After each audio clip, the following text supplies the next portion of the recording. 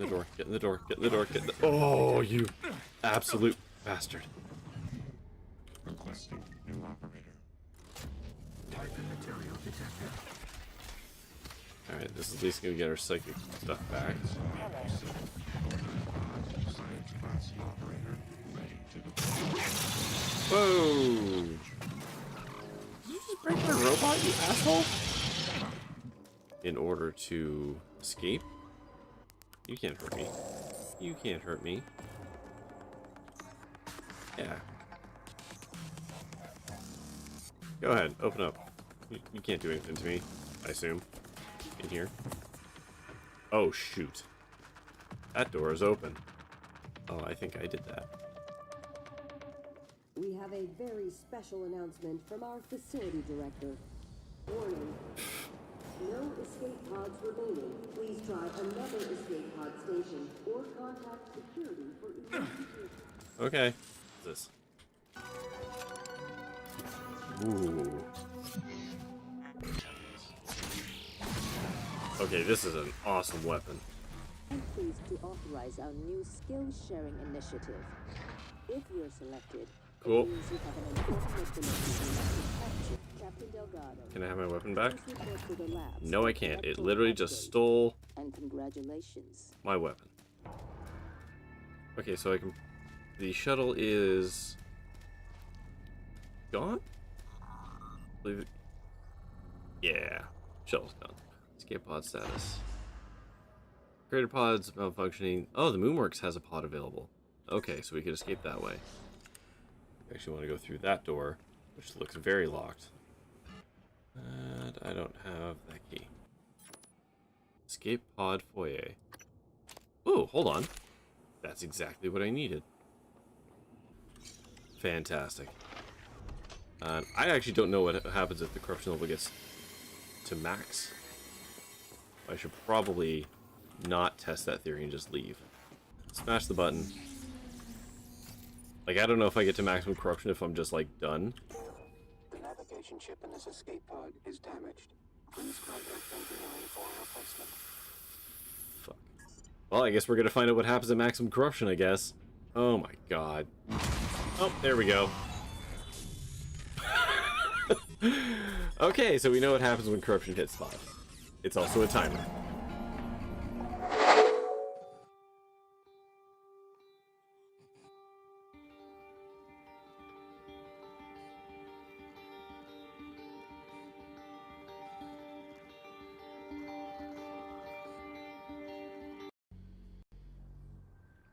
Is it fitting for me to say, jump inside me, daddy demon? I mean, I don't know. Again, they're not demons as described, so it's more like, God, how would that even work? Jump inside me, daddy traveler. I have to fight Cthulhu. I have to punch Cthulhu. Oh, you're just that boss, or that mob. Come here, come here. Oh boy.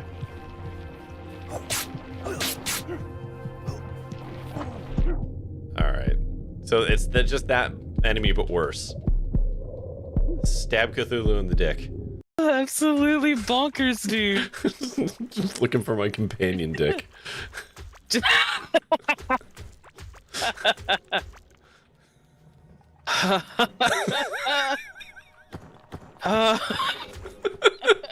Not okay.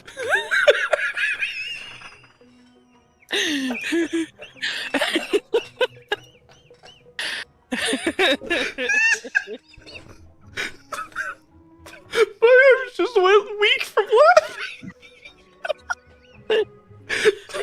Like that hit me so hard, so suddenly my arms just went weak.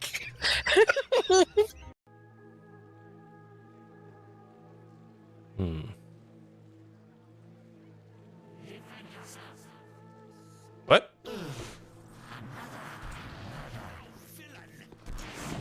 Oh shit.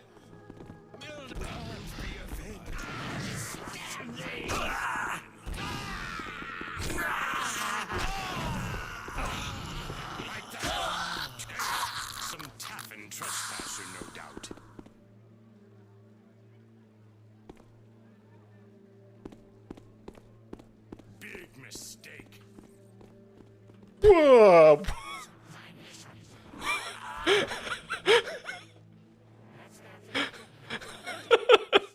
Once again, the situation has escalated dramatically around me. Don't let him kill me too.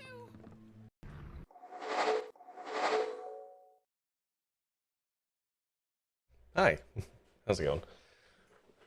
Here you are. I don't know what clip that was. I was not looking. Hi, Admiral. How you doing? Congrats on your first. That's live. Good. Look at that. I did all the things. I usually get figured out by the middle of the week and then forget by the end. Oh, goodness. Excuse me. Hi, hello, welcome, good evening. We are playing SKALD tonight. We're going into what I presume to be a boss fight. There's a bunch of people fighting around you and ignoring you. Yeah. That doesn't narrow it down. Yeah, we're going to go fight Father. And if we win that, presumably, we will free the town of Horan, and I doubt that's the end of the game. So.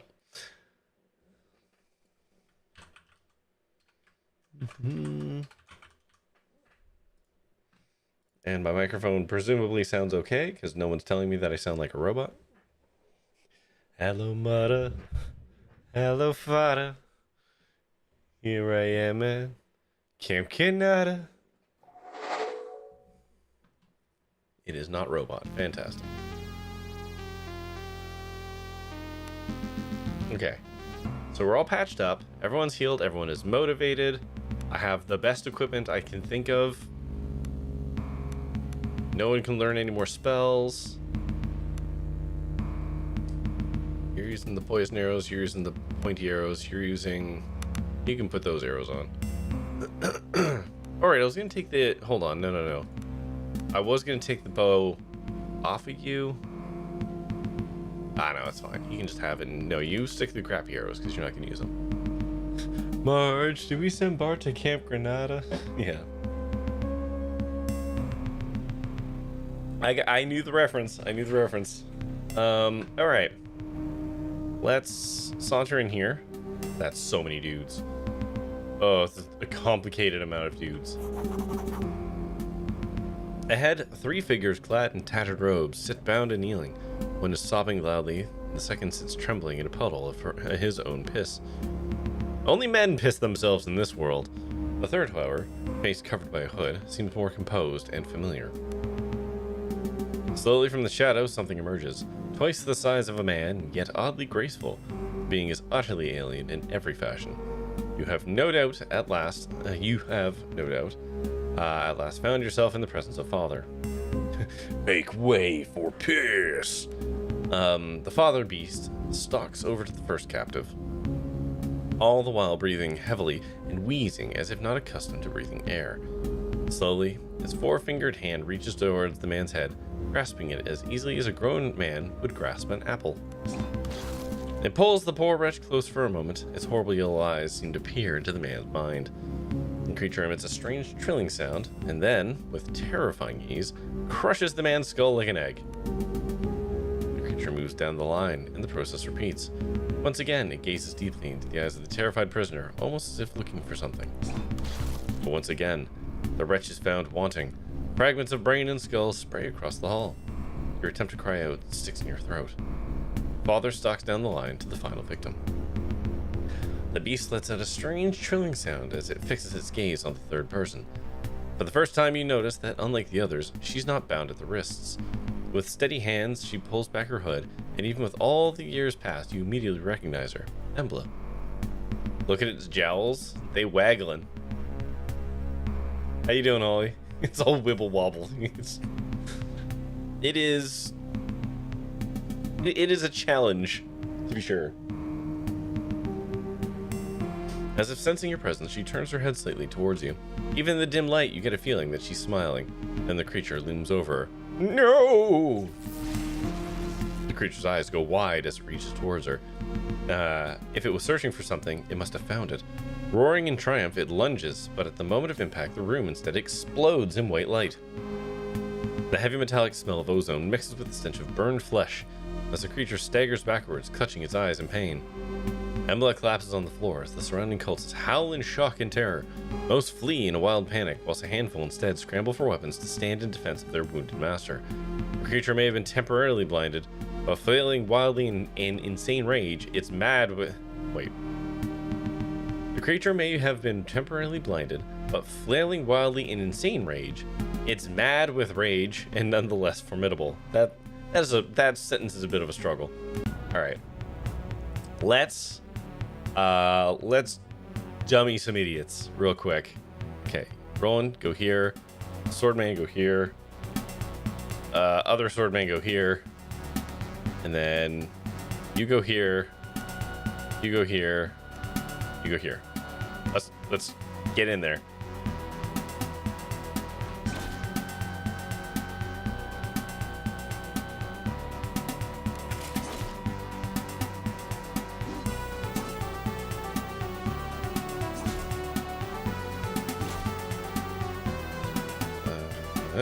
There we go.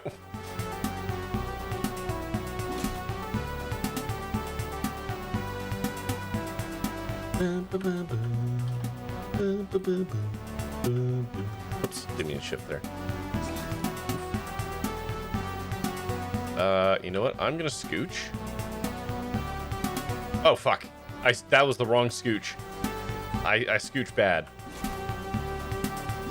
Oh, okay. I at the very least soaked a lot of that.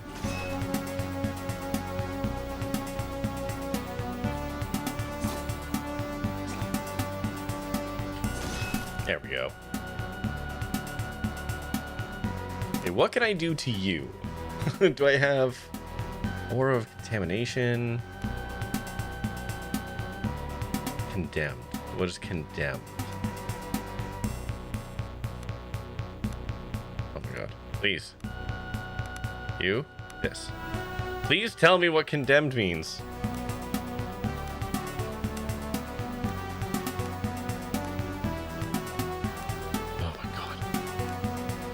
Fuck it. I condemn thee, and then I'll look at you like this. Oh my god. Dodge, toughness, willpower. Okay, cool. Fuck me. There we go. Okay, it's time to absolutely dummy on this guy as best we can. What can I do with you? Forwards? Let's do it forwards. Everyone's feeling hot and inspired. We're gonna swap, actually. You come over here. And then arrows.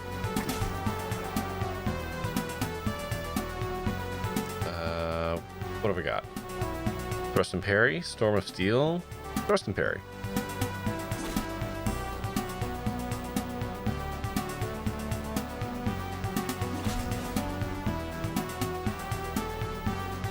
And then you sit here and you do healing.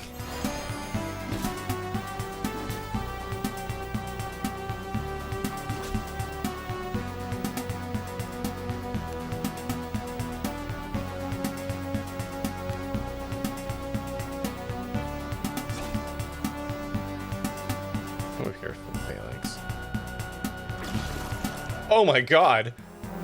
Oh no, to shreds.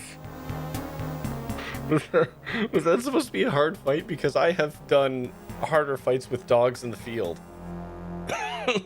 Oh my god.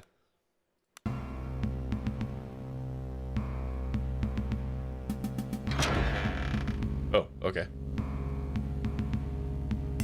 Your head reels as your body aches. For the first time in a long while, you allow yourself to acknowledge how truly exhausted you are.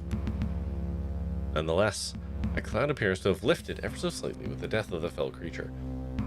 It is as if the feeling of wrongness that pervades the island is diminished, though certainly not gone.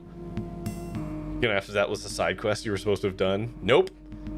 No, that was Father. They really talked him up. I don't think they expected me to have 4 people who were just going to beat him like a gang initiation. Good gravy. That was prison rules. That was awful. Painfully, you get to your feet. There, in front of you, lies the scion you were sent to find. Embla of House Baron. Go to her. Oh, she hot. Embla sits up slowly. She's pale and sick looking. Exactly my type. The raw expenditure of the particular energy took its toll on her. I knew it was going to be you. It's always you, and I'm glad every time. What do you mean every time? We've been here before 1,000 times. We'll be here again and again until the universe itself ends. Bet. Slowly and unsteadily, Emily gets to her feet. For the first time, she looks at you in the eyes. A tired smile comes across her face. Spirmf, it's really good to see you. Okay. You're here because you have to be, as am I. We always have and we always will, here on the ship under the Priory. She looks at you intently, almost pleading, as if willing you to recall a memory so old it's all but faded. What? Suddenly a look of confusion falls over her face. I'm sorry. I forgot where we were, when we were. Spirmf, there's something so wrong here, and much worse than you realize. That thing, the father, the people and animals changing, even time is wrong. I don't fully understand it, but something is causing it. Drawing it here, drawing us here. Okay. Emily draws a deep breath. I like how, we went through that fight with father, and only I got my ass kicked. Everyone else is basically fine. Emily draws a deep breath and closes her eyes. For a moment, she is quiet. Forgive me, I know. I'm only beginning to understand it myself. For now, I'll tell you what, you... Doesn't matter. Suddenly, the heavy tramp of armored feet echo throughout this keep as the beleaguered remnants of the Horn City Guard make their way into the main hall. Ineptly brandishing a sword, Marcus is bringing up the rear. The former Chamberlain and now de facto leader of Horn looks even more thin and drawn than when you first met him, but nonetheless, there's a small glimpse of triumph in his eye. Marcus, are you going to betray me? So, okay, Spirmf, you've done it. He's cut short as his gaze falls upon the grotesque corpse of the father. Galleon? Galleon the Great, protect us all. How can such things exist? Where? He tries and fails to fight back the nausea. While Marcus retches in disgust, Embla meets your eyes. It is clear that she has much to say, but now is not the time nor place. Wordlessly you agree that both questions and answers will have to wait for now. EK bud? Marcus slumps heavily down in a chair as he catches his breath. He tries hard to avoid looking at the corpse sprawled on the floor. Once more, we owe our fortunes to you, Spirmf. Sadly, the situation is dire. So many were taken by the Ravers, and there are hardly any left. We found but a few dozen survivors in the dungeons, where there should have been hundreds. Where have they all gone? Embla? Embla answers. I'm afraid I have the answer to that. There was a method unto the Reaver's madness.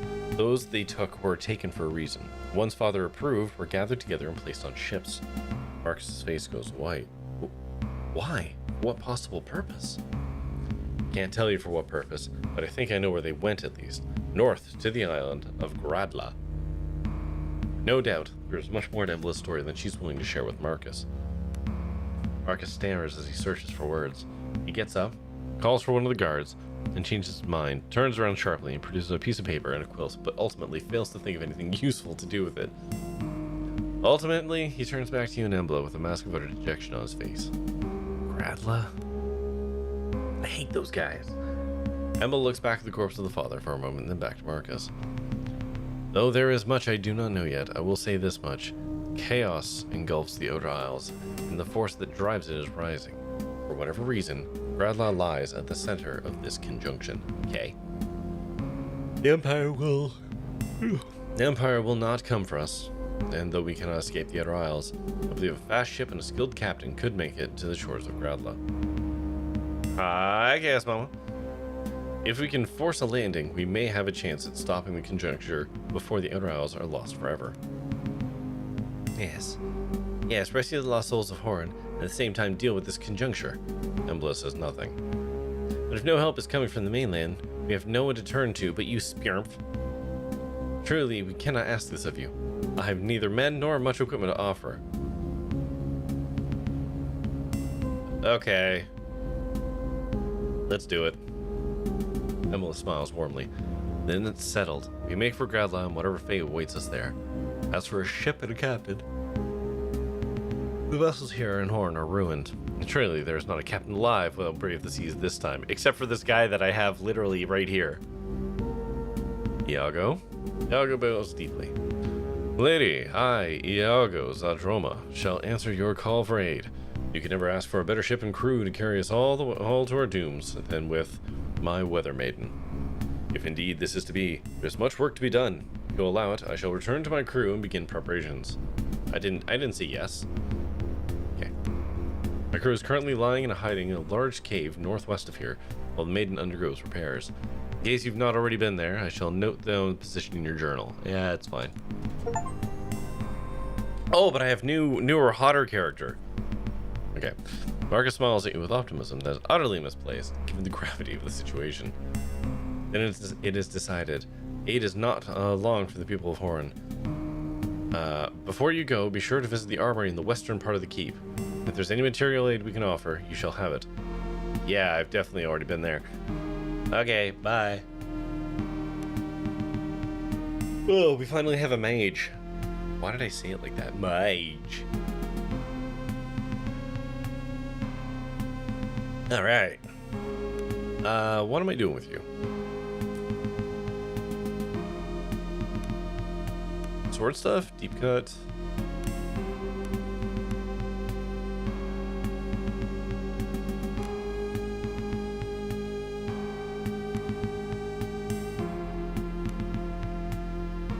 Maybe just start dumping in for magic? Get Searing Light, Holy Lance. Some of those seem fun. Let's do that.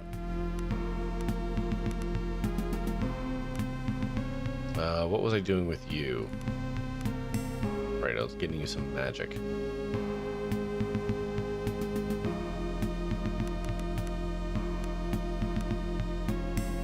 Let's see, Aura of Fear, Clear Senses,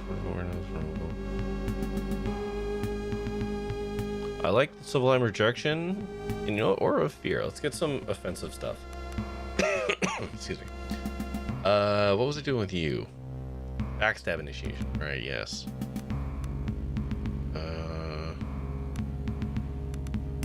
Continue to save to there. Oh god, so many points. 52 fucking points. Oh no.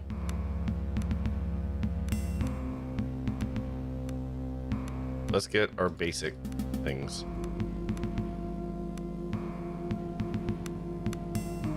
Okay, air magic, earth magic, fire magic.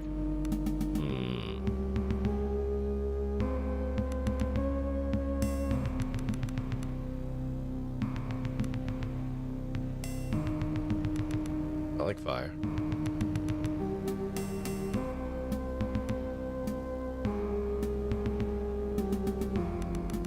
Honestly, let's just jump into there. That's a good start. Increase lore, spellburn. What's spellburn?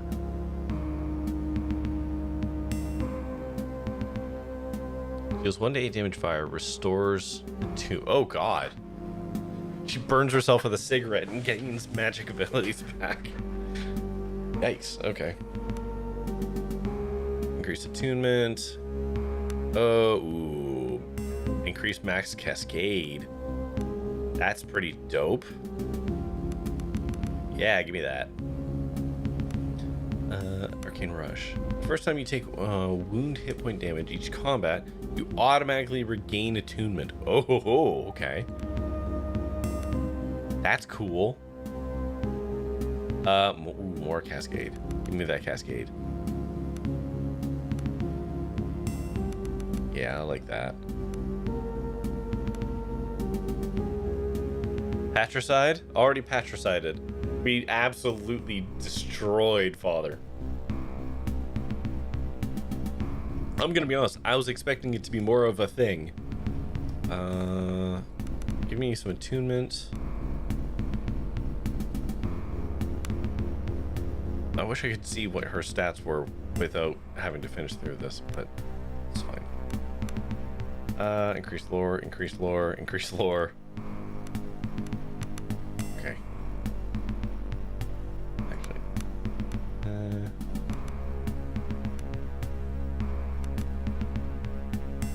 Okay.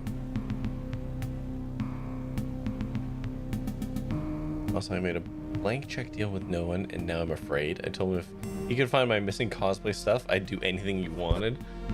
I cannot wait for no one to utilize that in a non-sexual way. He's gonna force you to play fucking Yu-Gi-Oh cards or something. Fire Warrior. Okay. Okay. Okay. Okay. Pretty sure he's gonna use it in a sexual way, but I could be wrong. I gotta have a talk with him. I feel like you're down for most sexy things anyways, so it feels like he's kind of throwing it away on that. Someone's one of the following creatures. What the hell's a Magmite? Aura fire resistance. Searing lash. Okay. I'm gonna do a summon, and fire resistance seems like it'll come up very specifically.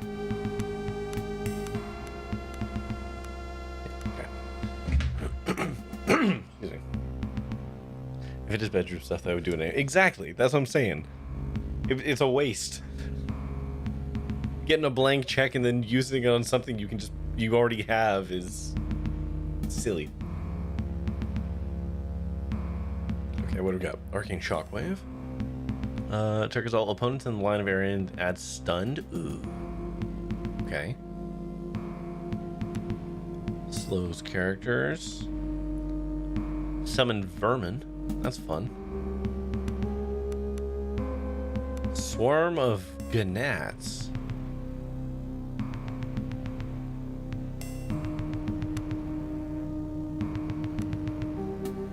What's disrupted?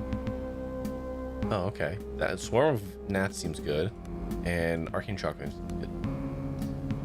Okay. Mass lethargy.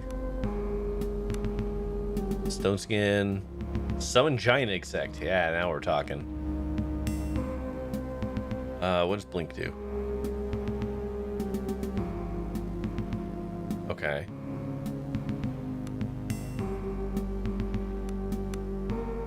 Okay. Magic missile? I mean, I'd be stupid not to. Steal breath. Ooh. That actually seems really useful. No one, don't use your blank check for something sexy with your partner. Don't do it. Use it for something that you'd actually say no to.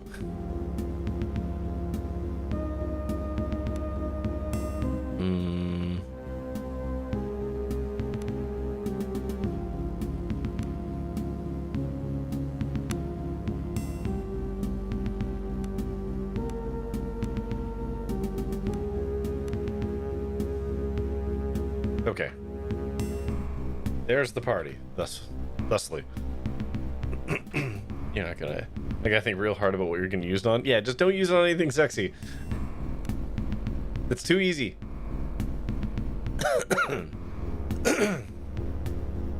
Okay, what kind of weapons and shit? Make her play a video game she wouldn't typically be into? Perhaps? Okay, we gotta get you some clothes, lady. Unceremoniously, Embla sets off into space. We should venture to be as well prepared as possible before leaving Idra. Any supplies we need, now's the time to get them. A bizarre thought crossed your mind. It's like she's an actor playing out a scene she's performed 100 times before. Elden Ring? I'm not leaving until I get some answers. Get talking, lady. And we shall have much to talk about, though I may have fewer answers than you would have preferred. Worse yet, I fear what answers I do have, you'll wish you had never gotten. Embla looks around, her voice drops. Sadly, we are much less safe here in Horn than Marcus would like to believe. I'll answer what I can now, but most things should wait until we're far away from here. Okay, go on. The least of all, that there are other forces far older and more powerful than the Reavers with their eyes fixed on the outer isles. Let's just be careful. Okay. So ask what you will, but mind your surroundings. Okay, what are we doing? What's going on? Reality itself is becoming undone around us. We cannot escape it, so instead we must seek the eye of the storm. Gradla, there's something there that beckons. And that father thing? No. As mankind has ever ruled the land, there are far older and more sinister things that rule the depths of the ocean. Ancient things with utterly alien minds.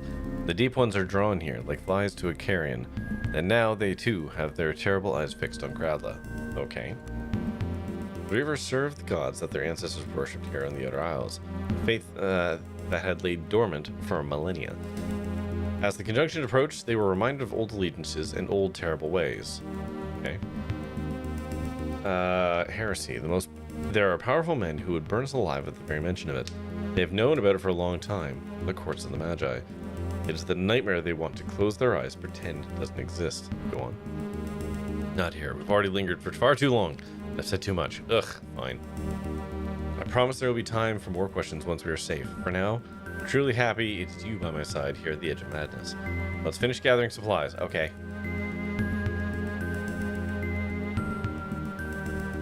I take all the arrows. Alright. Cut through there before.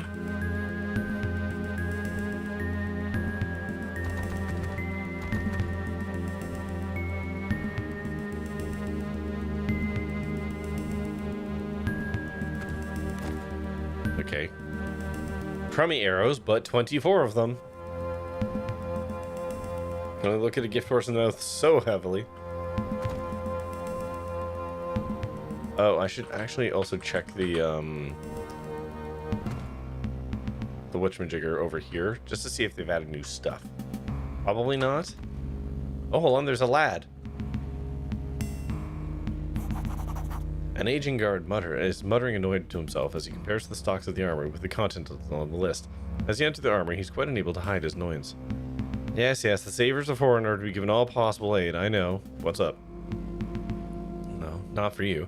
I'm the one left sorting out this mess of a supply situation. Yeah, let's see what you got. Okay. God damn it, I was already on her. Talk to me again. Okay, what can she use? She can use an arrow, and she can use stabbers. So I may as well let her use the cool stabber.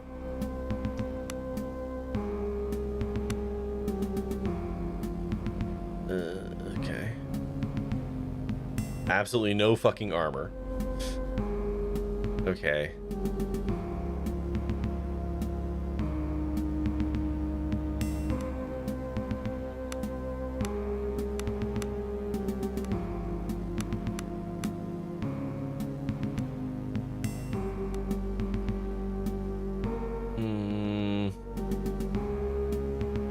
But I will actually get that for her.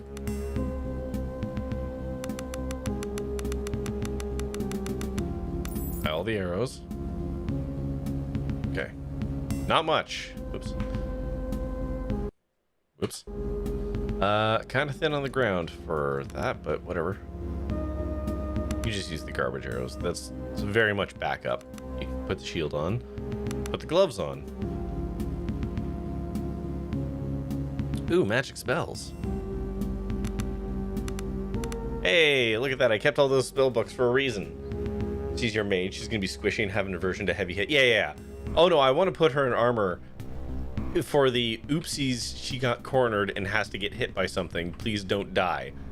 Not so much the run up and poke somebody in the eyes.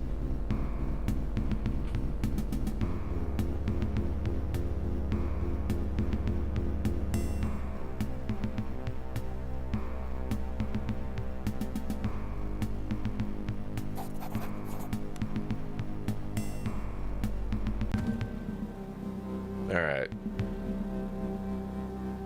Like, I'm looking to find, like, light armor and stuff for her. That's all. Look, lively boys, the savior of Horn graces our halls. A tall woman dressed in plate mail with a great sword on her back offers a short bow. How about some gratitude? She holds up her hands in apology. I'm sorry, I meant no offense, sir. Truly, without your aid, we'd all be dead or worse. It's just that me and the boyos missed most of the fighting, and it pains me to see we had to rely on mercenaries to keep Imperial citizens safe. Yeah, huh? And sorry, who are you? Name's Vivian Larudo. That's a good name. I'm the newly minted captain of the city guard. It would be our city's stock of officers is running low indeed. Okay. Put me on the street to wrestle with thugs and drunkards any day, but this, being captain, is a bit of a change of pace for me. A lot more responsibility, as you can probably guess. Especially now with the city in ruins and people streaming back in to pick up the pieces of their lives. That reminds me, with more people streaming in, you'll find the streets a bit more busy. Even more businesses are open as well now, and I recommend you spend some time looking around before you continue on your travels, said the developer to the video game player. Sure, questions? How did you say you survived the Reavers? I'm ashamed to say me and a handful of my lads ended up captured by Reavers. They started killing us off one by one, real slow, while the rest of us were forced to watch, or even her eyes go glassy, and then she shakes her head defiantly. Then the madmen suddenly started infighting, like bloody animals. At least we managed to flee. Go on. We hid under the docks like bloody rats. For days we hunkered down, ate limpets, and drank salt water. That's not good. Had no weapons, and my men were all exhausted or hurt, so we just stayed there. I suppose surviving doesn't make you a hero, but here we are, and I intend to make the most out of it. Okay. How are things going around here?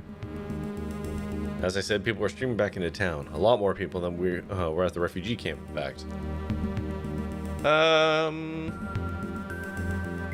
Why didn't that go into the roar queue? Oh, that's weird. Oh, there we go. Spin the wheel. Salt water would not solve your exhaustion. No.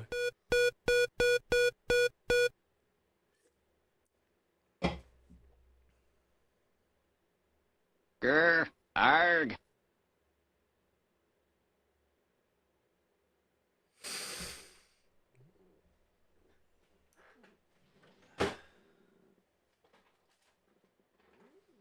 Sorry, there's no buy bean redeem. It's buy bean erasure. Are these the zombie balls? These are the zombie balls. I have no bits, and you must be.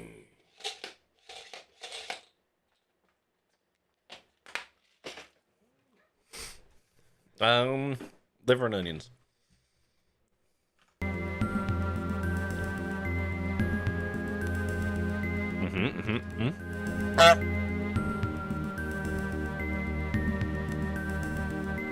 The Reavers were regular people, friends and neighbors, family, even most of them lie dead and have fled Horn.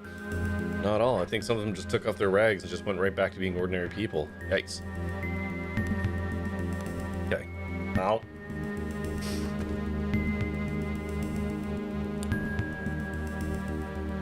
Oh, these things suck.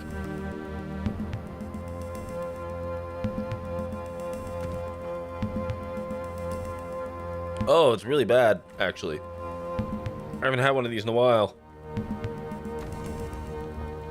Oh, here we go.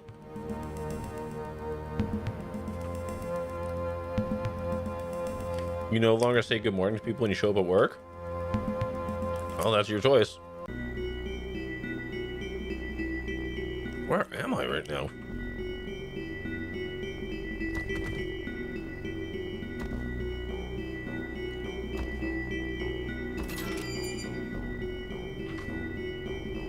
Do you give good morning honks? Why?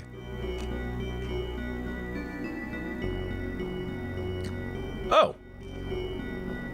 Why not? Because it's atypical, I guess? I don't know.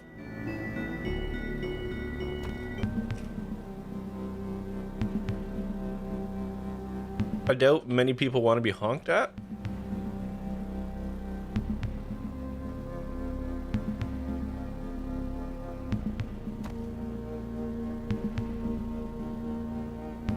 Have I ever known you to be normal? No, but like you could play one on TV, you know? Like.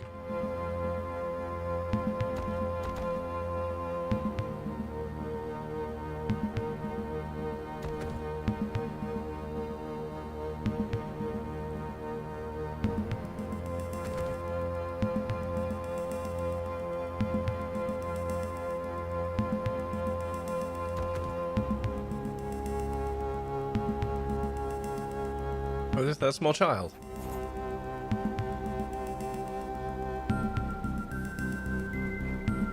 I mean, T3, do what you're gonna do.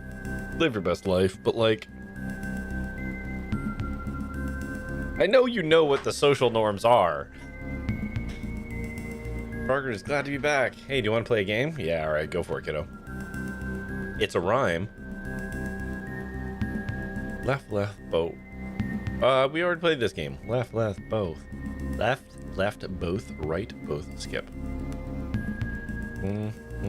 Both.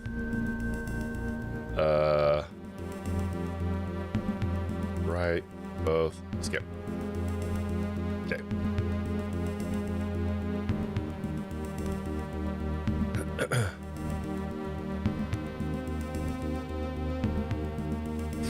Okay, Dren cuts in with a surprisingly harsh tone. Girl, where'd you learn? Oh, this is new.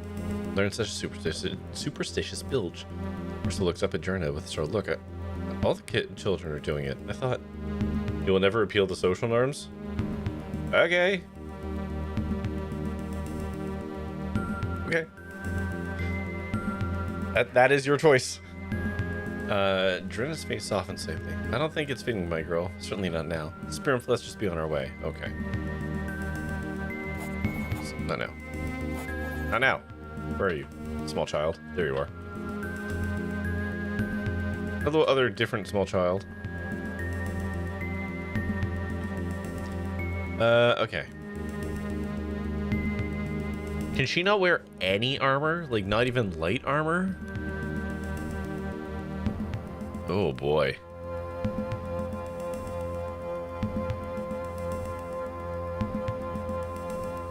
That's not great.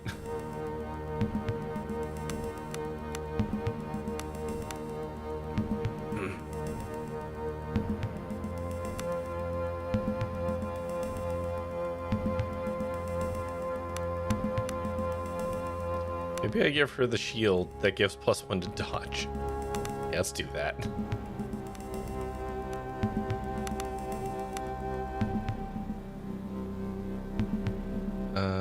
That's a diplomacy shield. What does this guy do? This is just a large shield. Put on the diplomacy shield.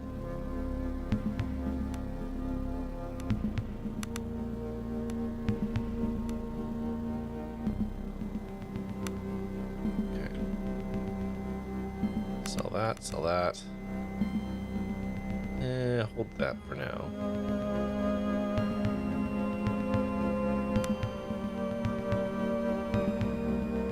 Sell that. Armory key. Crypt key. I can't trade them. They're just gonna live in my inventory forever. Great. Okay. Oh, that guard took an arrow to the knee. Haha. Get it?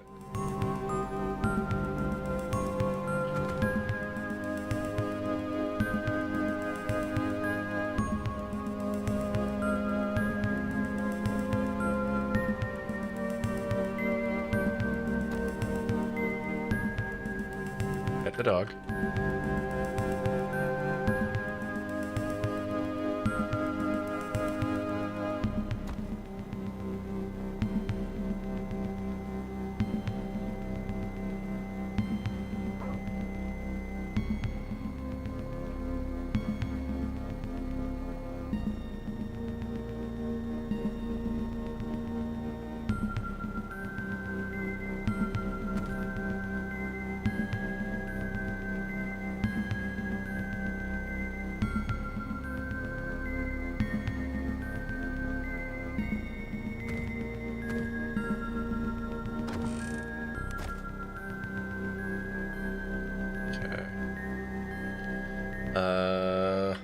Where haven't I really gone?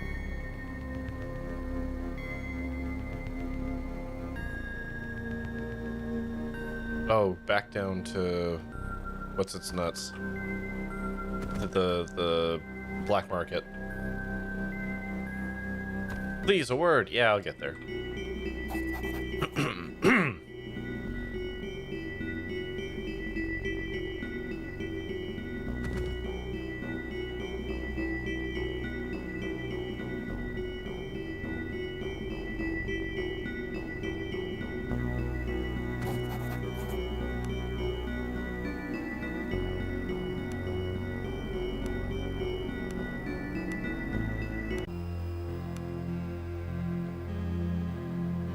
Okay, save the city.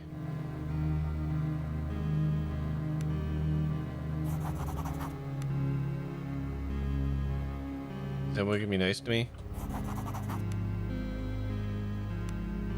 What do you got?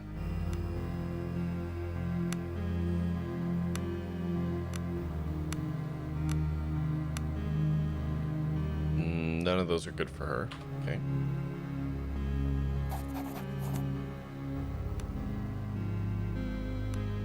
Oops.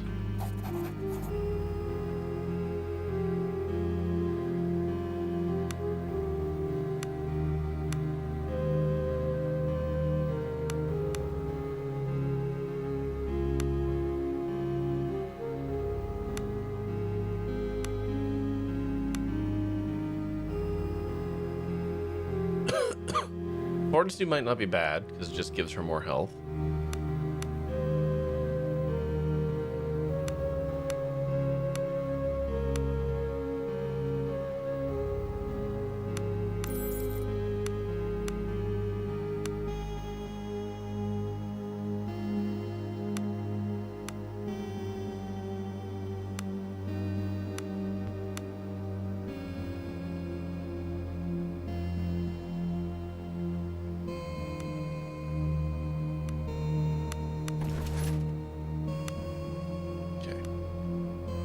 Attributes.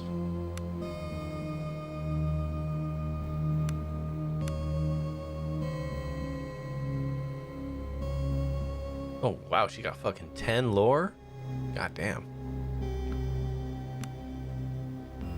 Okay, so you get intellect gives bonus attunement. That's what I thought. Okay.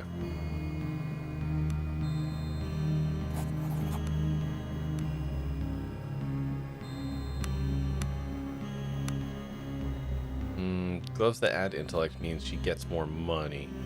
Or not money, more magic. Yeah, actually, I am gonna do that.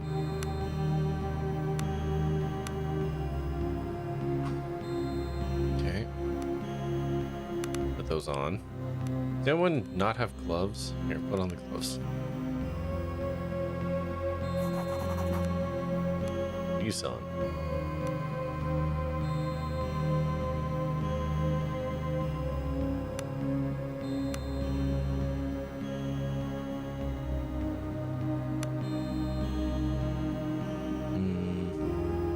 Oh, he's got arrows, though. Give me that shit.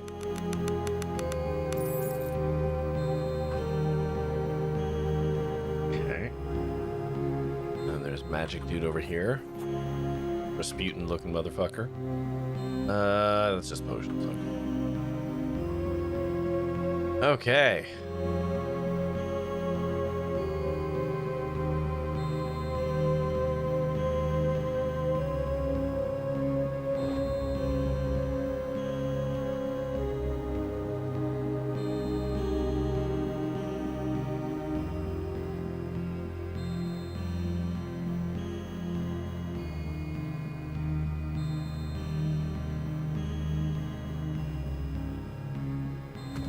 Shit. Damn it. So I have to sneak through there, huh? If I want to try and do it.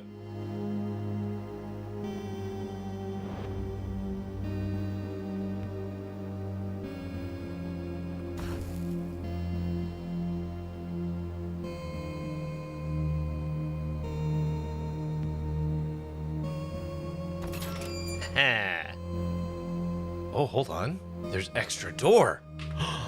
What's an extra door?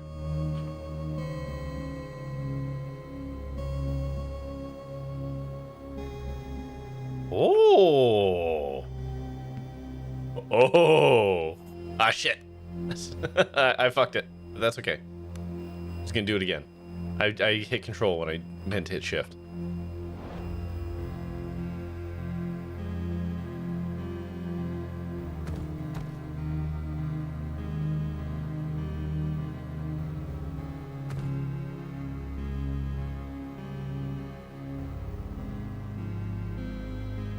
Oh.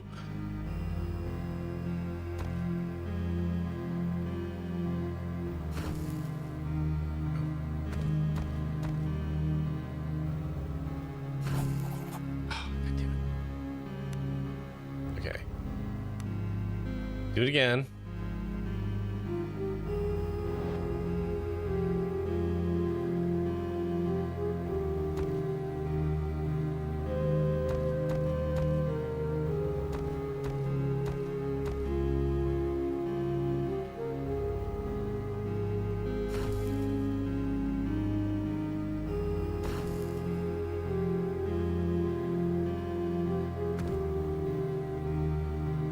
We're gonna take it, right? An exquisitely crafted set of armor that no doubt belongs to the Queen of Underhalls. Mine. it's mine now. We're never coming back here. The Rat Queen's armor of strength.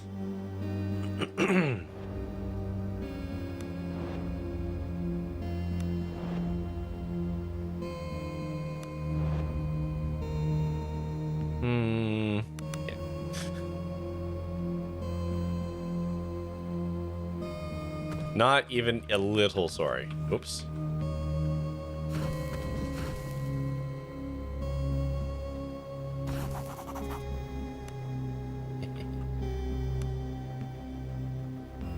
Okay, one more time just for funsies.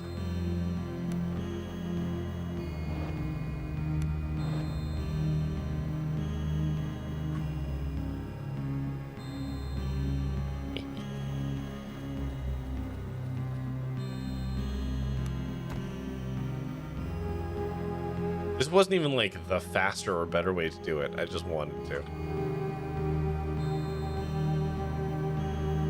Also, I stole her armor. I could.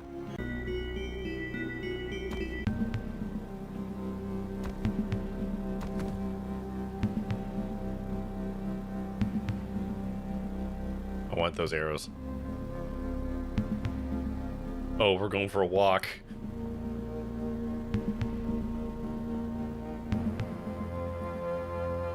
Yeah, I wouldn't have known to go that way. Thank you.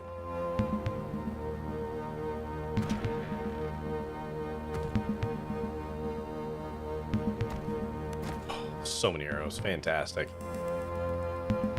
Ooh. Perfect.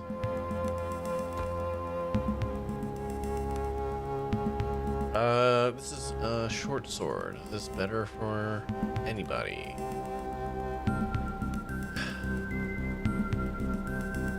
Not really. What's this?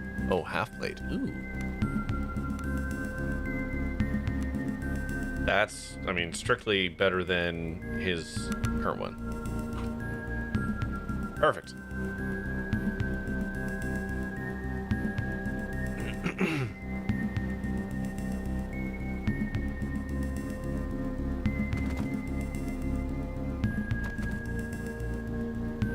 Let's go talk to that person who was wanted to talk to me before we were leaving.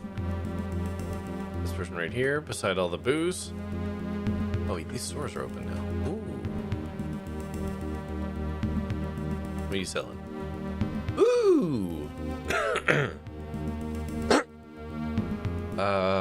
Arrows? 50. What are these? Plus one to survival? Yeah.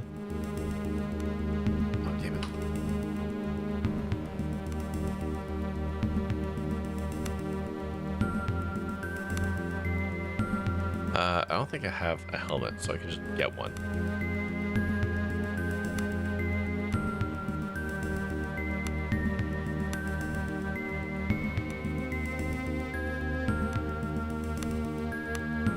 Actually, who does have equipment on them? Let's see. Oh, he's got a good helmet. Never mind. She's got that on. What do you got? You got nothing. Pull that off. Okay. She's wearing a fancy hat. Okay, so we could buy the helmets.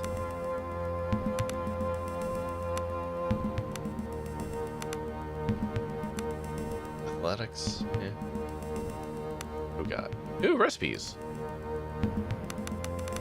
Don't mind if I do. Buy the rations.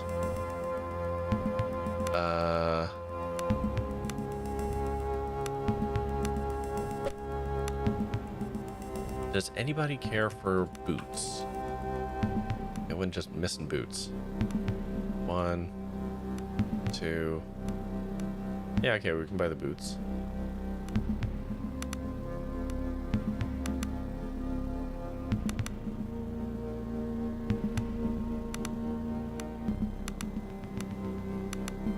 Okay, learned all the recipes.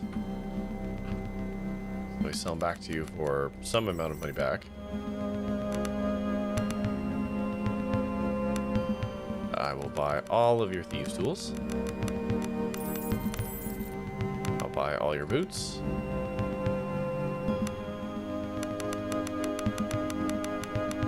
Is there a way to just buy all of them? No.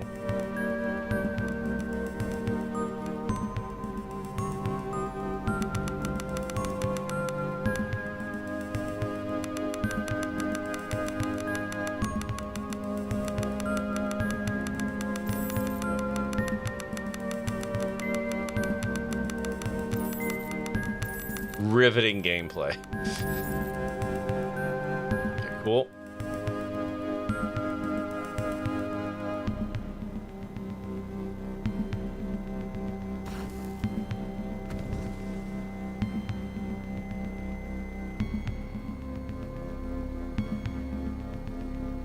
Ooh, hold on. He sells other, more different cool stuff. God damn it. That's what I get for just buying the first thing I see. You have our rapt attention. Anyways, at least the second screen. Nice. Awareness. Okay, let's look at these helmets. +1 to dodge, not bad. +1 movement speed. +1 stealth. Okay. +1 to dodge is good. I think I will buy that.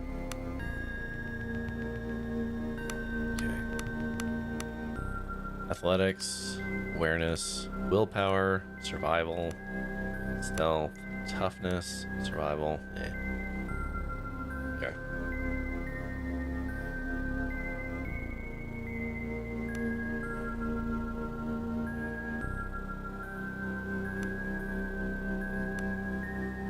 +1 to dodge.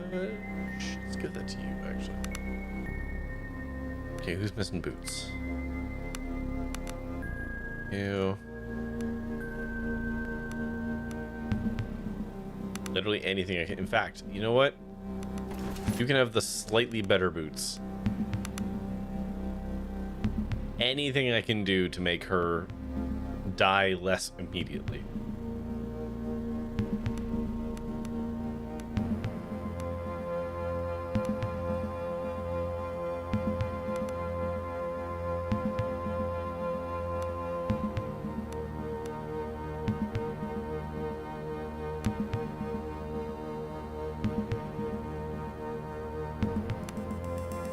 Try and get her some fortitude.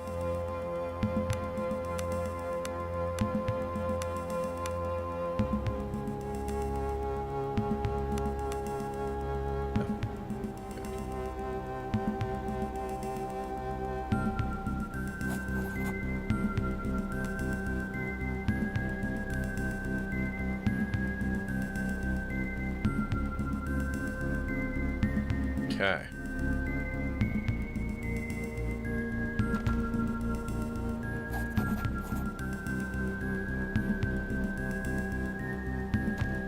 I think I've basically done everything I can here.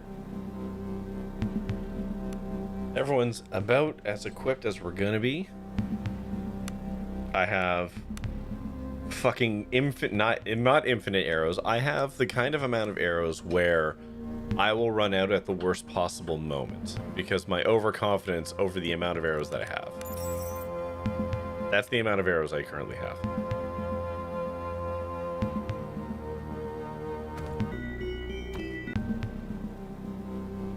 Okay, what's up? A grimy woman with a haggard look on her face approaches you. You get the impression she would normally be quite beautiful, but starvation, disease, and constant fear has erased that from her features, perhaps for good.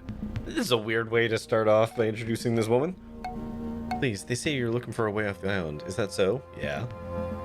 I'm Julia. My sister, Yila, lives in a small village called Fergal on the north of here. I was supposed to travel to her before this all broke out. She must be worried sick that I haven't arrived yet. Okay. I'm in no condition to travel now, and so should your travels take you to Fergal, would you please seek out Ilya? Tell her that I'm still alive and not to worry. I'm sure they have all kinds of troubles themselves up there, and I wouldn't want her to spend time worrying about me as well. Okay. If the golden bless you. I'm sure my sister can spare a few coins once you tell her the good news. Okay.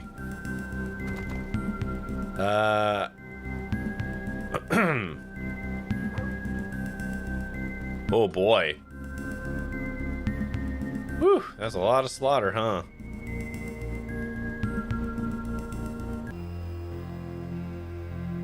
One thing I want to check real quick is the farm over here.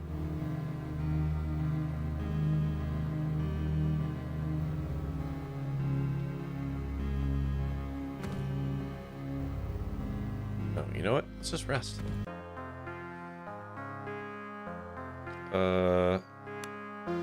Was it? Entertain? Oh, let me see.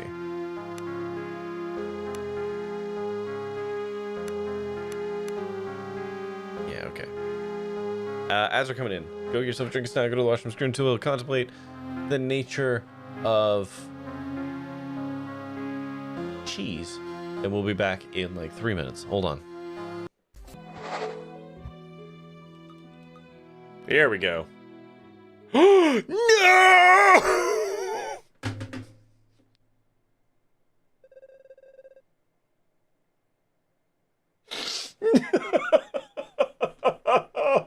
Oh, no!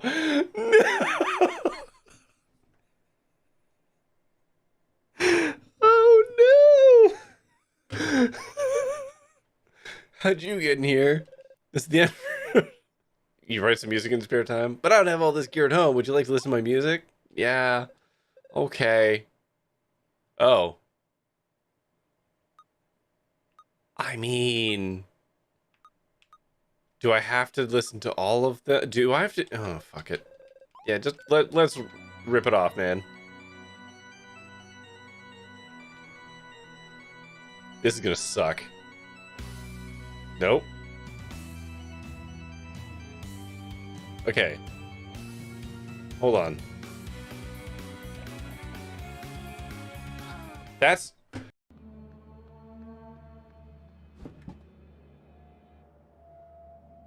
What the fuck is that? Or is this fucking zoomy? God.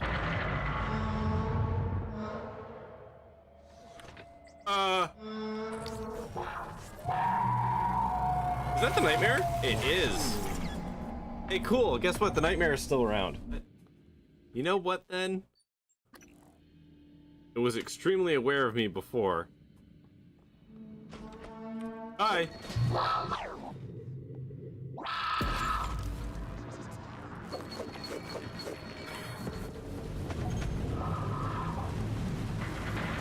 Oh, it's almost dead, though. Oh, fuck. Okay, hold on. Hold on. Hold on. Q-beam? Shotgun. Q-beam? Shotgun. Shotgun. Irrelevant. Oh my god, I'm almost back to Sandfall Station. What an adventure that... Ooh, gluey crack. That's not good. Uh-oh. Shit. You alright? Well, an interesting thing happened. Okay. Oh no, I'm so far away. So, I fell down a hole.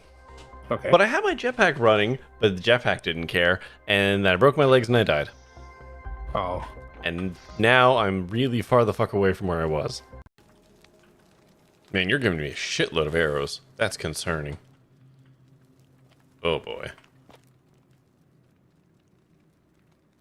Hello, everyone. Oh, that one's... Huh. Shit.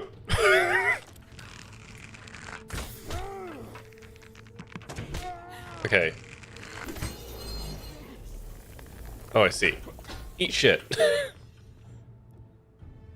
Okay, well, okay.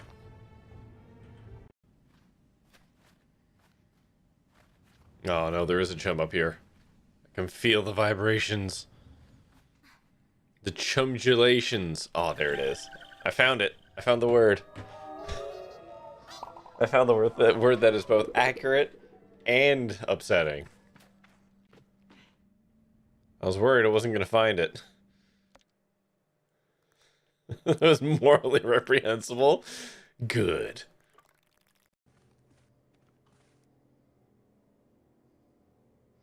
This is absolutely the cover of some nerd's fucking homebrew D&D campaign, right? Let thine arrow fly into my crystal eye. Jesus, yeah. Fantasy romance novel? Well, with that. Let thine arrow fly into my crystal eye. Jesus. That's horny. I mean, that's probably horny for someone. That's horny. That's vaguely horny / some weird math book from 1992. Shoot the painting. Oh, you know what? Good choice. A good idea. Whoop. Fuck you. I didn't immediately think that. No, I thought I was just commenting on. I was still stuck on the like nerd horniness of the painting. I wasn't really thinking about it. Some of the creatures have grown a layer of armor, although it won't kill them right away. A careful shot with a will at least send them swimming scared. Okay, sorry about that. Am I predicting a hubris moment with the arrows? I'm not predicting a hubris moment. I'm telling you a thing that is going to happen.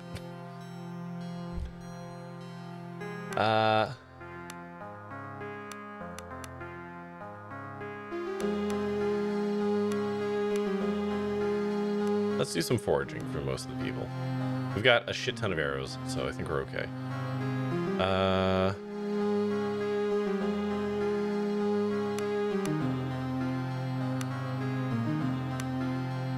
Baked onions.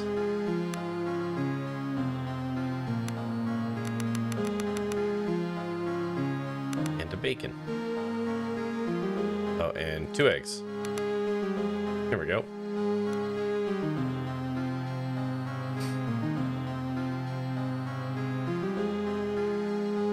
Hell yeah, look at all those rations. Good job, everybody. Sippy, sippy, sip, sip.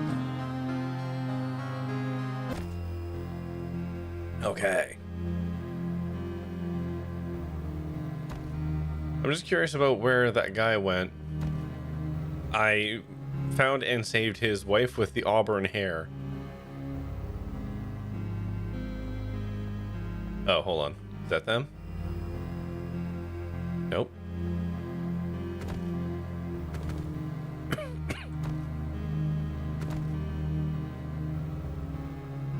Nope, nothing. Okay.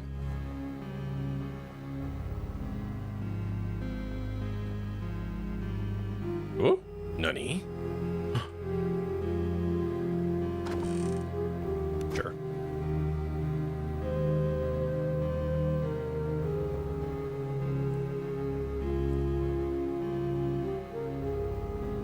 Oh, there is a way into this house. Hold on. Ooh, mushrooms. Perfect.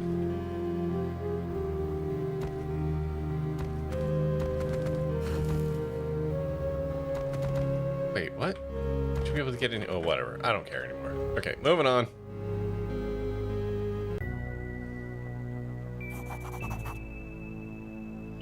Traveling north along the coast, you notice a young man standing at the side of the road. His tattered robes, bald head, and unhealthy pallor reminds you of Magos, though this boy is surely too young.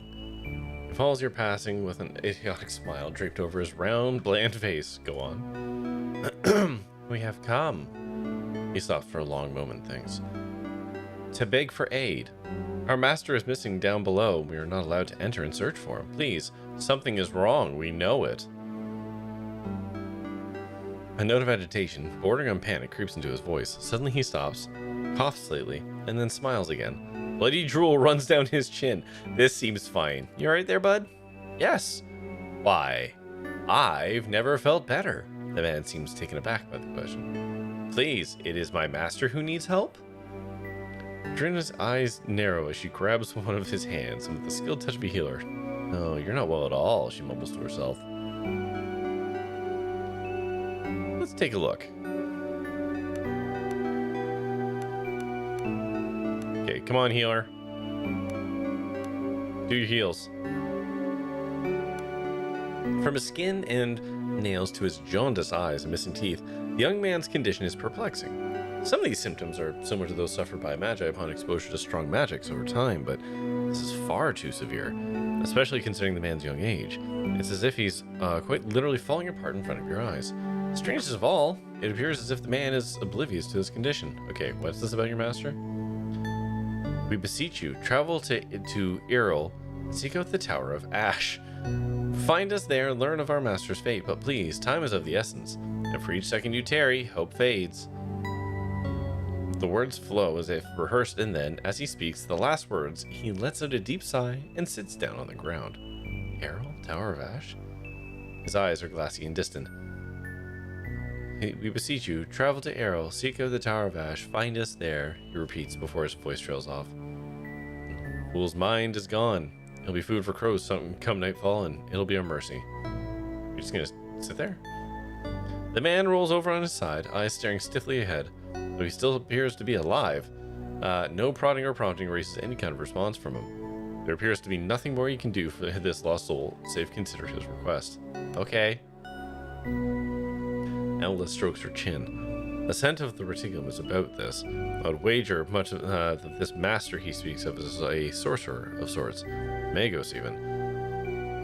Though time is against us, another Magos could be a powerful ally, and our path of Gradlet takes us past Errol in any case. I say we should at least investigate. Okay. Okay, we'll do the thing. This is the cave up here, right?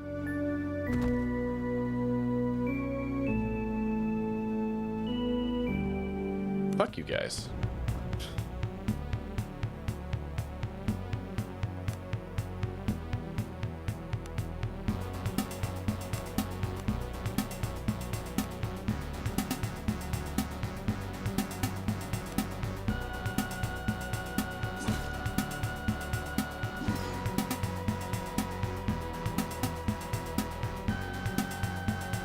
Ah, stupid rocks in the way.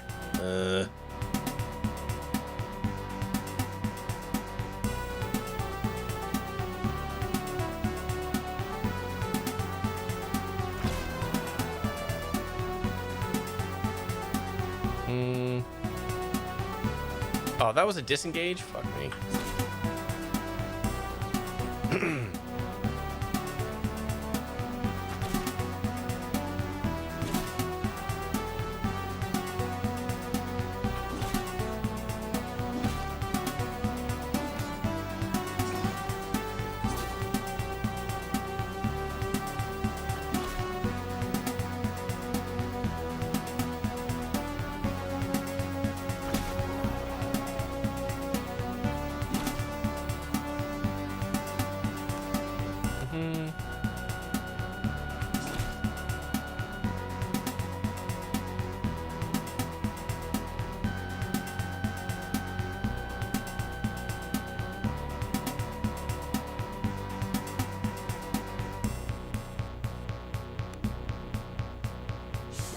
Surprise! I don't know how strong it is, but surprise! Oh, it's not very strong. But you know what? It distracted them for a minute.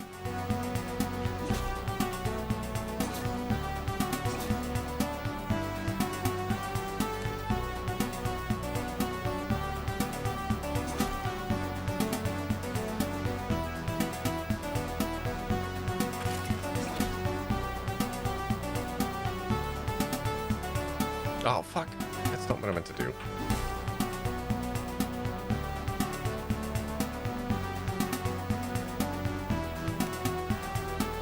Okay. I see. Okay.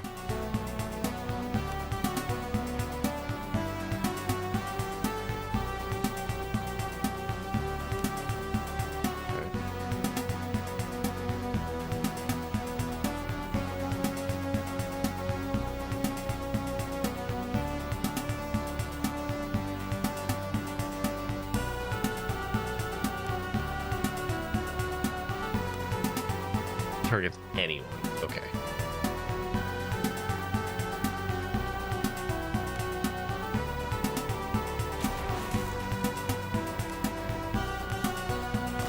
Hell yeah. Oh my god, the cascades.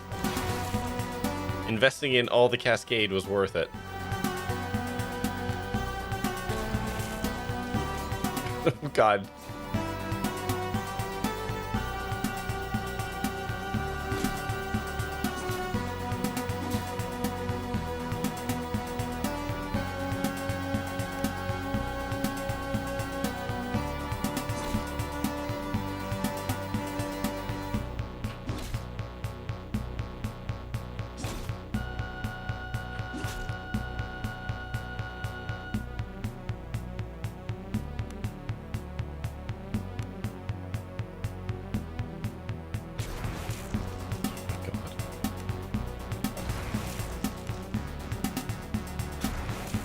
I mean, I get it. She's gonna burn through all her magic, but like, oh my god.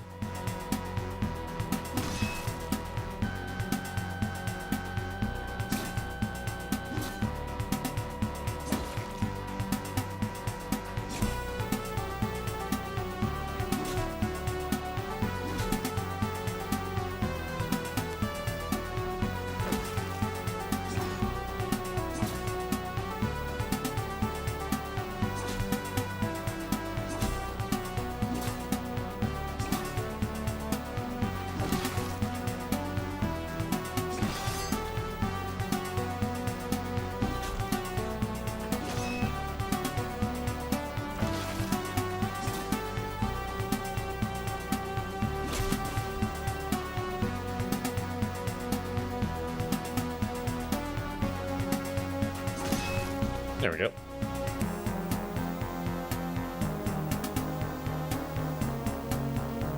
Sure.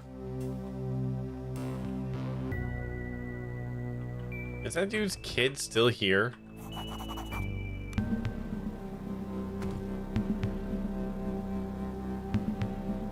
Oh my god, he's still here.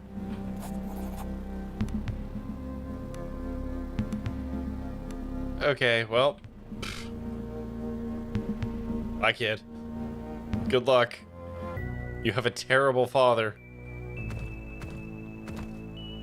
Oh, it's all the way around. Right.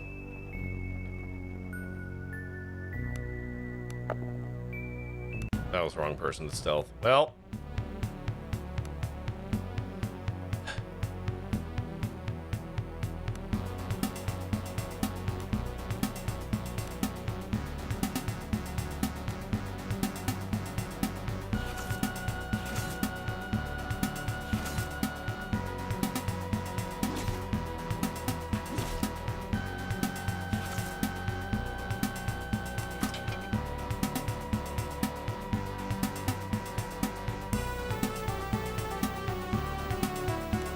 Oh, I'm in melee right now.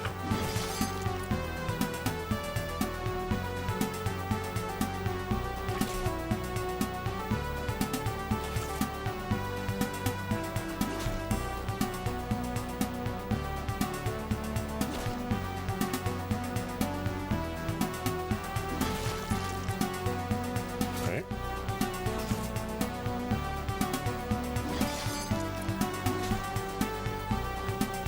Oops.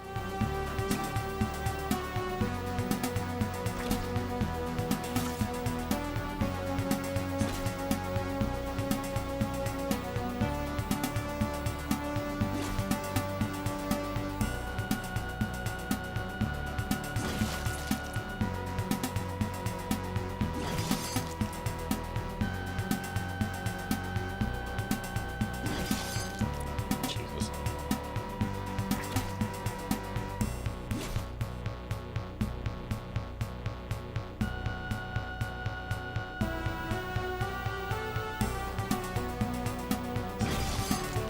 There we go.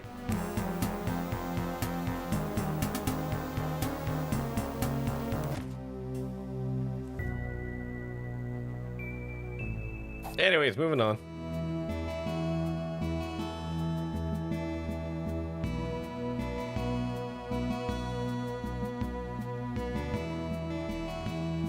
You guys don't seem grogged anymore. Let's make some fish stew. Craft.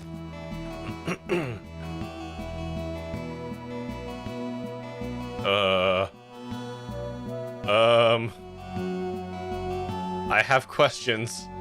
Is this the communal fleshlight? Or I guess communal real doll.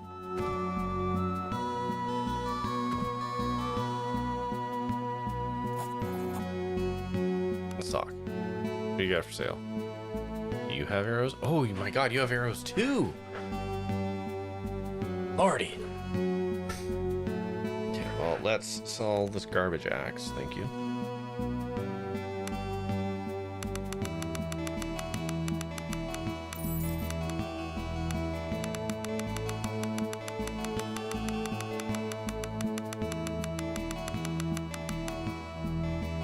How many crude arrows do I have? 58? I don't know if I want to buy a 30 arrows.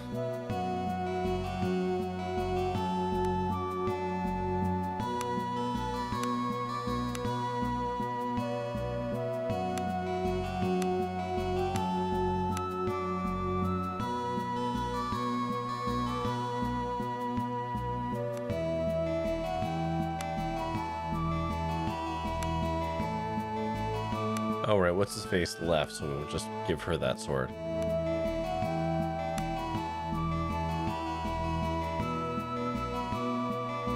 Okay, there's nothing fancy here for us. Okay. You can have a better sword. As well.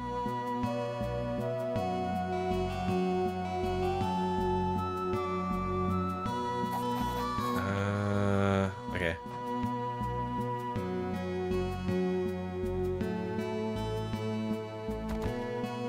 Hey, man. Iago was thoughtfully pacing the deck of the Weathermaiden, securing cargo and tightening knots. The banality of the task appeared contrary to his flamboyant personality, but speaks of a deep love of the vessel. Spjarmph, you look grand. The maiden is shipshape and we're ready to go. Let's talk for a moment. Never mind. Let's go. Music to my ears. We're ready when you are. Just know that you must finish your business here in the sea caves before you go. Leave no belonging behind or errand undone. Unless there's some side quest that I just didn't come across, I think we're good. I visited the shrine. I saved the town. Unless there's something additional with the forest lady's mutant baby, I think we're good. Onwards. I shall give the order. My crew and I will maneuver the maiden out and into open waters and await you there. Board when you are ready, and though we may be sailing towards our doom, yeah. The Weather Maiden is expertly guided out of the sea cave and now lies at anchor awaiting your arrival. Oh, okay. Yeah, we go now. Woo! While sailing on the overland map, the Make Camp button changes appearance. Okay. On the ship, it's possible to rest and rear gunners, cook, craft, and even do some limited bartering. Okay. When you're done interacting. Okay. Well, let's just try that now. Azara expertly mans the helm while keeping a steady eye on the horizon. She appears to revel in the fact that she's back at sea. As she sees you, she lets out a howl of joy. By all the blind maidens, it's good to feel the wind on my face again. That's the good life, no? Winds behind and venture in front? Yeah. That's fine.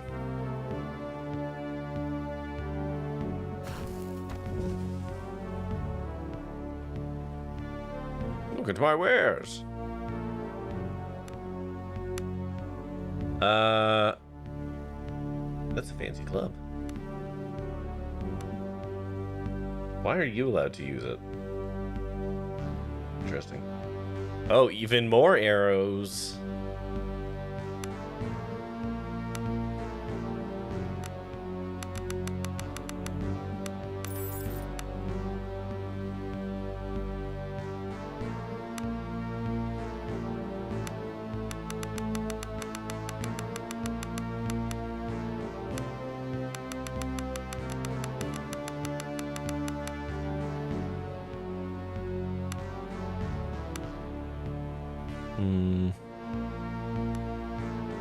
No, okay.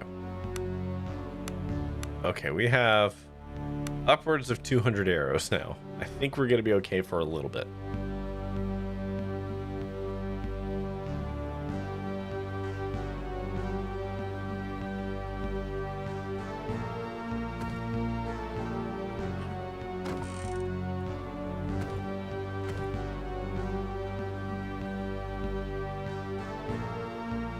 Oh, we should actually rest.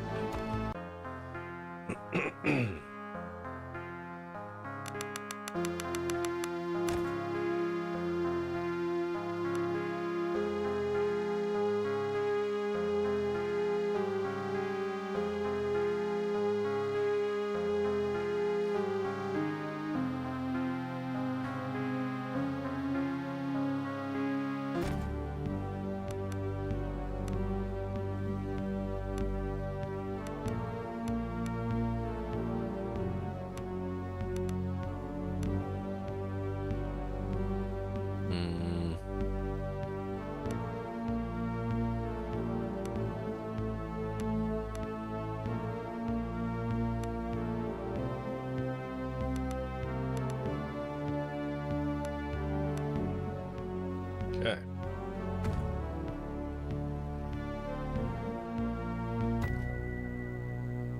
So where am I going here? What are we doing? What's going on? The ship is alive with nervous energy as the crew scuttles back like pieces of some well-crafted machinery. Scuttles back? Okay. Though your journey is bound to be fraught with danger, there is little doubt that being back at sea has done the crew well. True to his idiom, Iago swings in on a rope in dramatic fashion, landing elegantly next to you. It is good to feel the wind on our faces, no? We're about to leave the fjord, and from there we may start our sails north towards Gradla. Okay. The Leviathan no doubt stalks us, so we must be careful from now on. We must keep to coastal waters and pray to the maidens that our speed will keep us safe. Nonetheless, we must take every precaution. For now, I have posted double lookouts and will be manning the helm myself. Okay, indeed you are, Spjarmf. Come see me in my quarters below later if you wish to talk further. Okay. What is it? I suspect the Deep One's called it here. But who is the master and who is the servant, I cannot tell. It's certainly older than them. You owe me answers, Embla. I do, and now's as good a time as any. Oh, it's exposition time. Holly, just for my own knowledge, are there multiple islands that I can visit with the boat? Or do I just kind of want to head north? Like, is there value in exploring with the boat? Or should I just be trying to scoot my way north? Embla takes you below deck and you find a small corner in the hold. I'll say what I said before when you asked me directions. Exploration is good. Alright. She takes a deep breath as if she's about to plunge into freezing water and begins talking. Buckle up. 2 years ago, I was, let's say, put on the trail of a rumor that an expedition had been mounted to the Outer Isles, more accurately, to the island north of Idra by the name of Gradla. It's a cold and barren place, but it is allegedly the location of an ancient monastery referred to as the Black Priory. That's the name of the game! Though you've never heard the name before, it echoes in your mind as if stirring old memories. The site was built a full age into the past, and for millennia it stayed unnoticed and far removed from the affairs of the Empire. So much so, in fact, that it's virtually passed out of the historical record centuries ago. No small feat in an empire built on the backs of its archivists and record keepers. And thus it would have remained if it weren't for the boundless ambition of a group of powerful men known as the Cabal. I don't know who it was that whispered in their ear, but something convinced them that the Black Priory was not forgotten. It was willfully expunged. I mean, that was kind of my thought too. Not for the monastery itself, but what was said to lie underneath it. Embla grasps your wrist and leans in while her voice drops ever so slightly. The monks built the priory to guard something, a grave, an ancient tomb from the earliest days of the Empire. And if the priory's existence was truly lost to history, it means that at some point, the very Empire itself must have aided in the conspiracy of silence. But who could be buried there to warrant such measures? I cannot tell you exactly how I know this, but I have not a single shred of doubt. What lies buried under that priory is the corpse of the Magos Emperor. Not only that, but it must be one of the first and oldest in the line. This cannot be. can and it is. Not all the corpses of the first emperors can be accounted for, and interment in the Eternity Veil did not begin until centuries after Gillian's ascension. The Cabal knew it to be true, and so do I. Their expedition arrived at the Isle of Gradla a few months ago. I suspect they breached the tombs underneath the temple a few weeks later. Whatever they found there, its particular reverberations were powerful enough to throw all the other islands into madness. And now we're sailing into that madness? Embla smiles weakly. He's calling out to me. I feel it in every ounce of my being. Unfortunately, I'm not the only one to hear the call. Like sharks drawn to blood in the water, other things are drawn to it as well. Things from outside. What? Embla swallows hard, and her voice drops to a whisper. The dragon. It's awakening, and its 7 eyes are fixed on the outer isle on the Black Priory. Yeah, that's the thing I couldn't see this time because my lore wasn't good enough. The nearby lanterns flicker. Crawling tendrils of madness stretch greedily towards the Priory. It hungers for the holy corpse, and if it reaches it... Embla halts, and for a moment struggles to control her breathing. You know I'm right. You can feel it in your guts. There's no other path out of the outer isles, except that which leads to the Black Priory, and the secrets it holds. Embla slumps and sighs. She looks exhausted. For a moment you see her as the quiet and aloof youngling you once knew. I have more questions. Oh my god. What if it is the corpse of Emperor? When powerful magi pass, their corpses retain much of their particular attunement. Emperors are amongst the most powerful of all magi, and needless to say, their corpses are a source of great power. It's not without reason the imperial corpses of the Eternity Veil are guarded for so jealously by the Sepulchites. Sepulchites. An emperor buried on Gradla? It sounds incredible, but as I said before, there are corpses from the earlier dynasties that have been lost to history. There were emperors that were prescribed by the Magi. It may have indeed been the corpse of one of these forgotten emperors that has been found in Gradla. Okay. Latter-day emperors are but a shadow of the rulers of the old terms in terms of power. If this is truly an emperor from the Primarian dynasty and has lain undisturbed for all these millennia, power contained within it will be immense, enough to remake the empire itself or topple it utterly. Okay, so it seems my belief is that the conjuncture is caused directly by the discovery of the Holy Corpse. Its raw power has drawn the attention of that which lingers in darkness. Now its tentacles are slowly closing in around us. Pain is forever. It's true. So how do you fit into all this? She sighs and picks her nails thoughtfully. The corpse buried beneath the priory, it calls out to me. Oh my god, sorry. I cannot tell you exactly when it began, but the beckoning intensified greatly once the tomb seals were broken. Now it's almost unbearable and it's growing stronger by the day. But why you? There are things I'm not ready to talk about, things from my past, from when we were young together. What I will say is that I sense certain things that are hidden to most other people.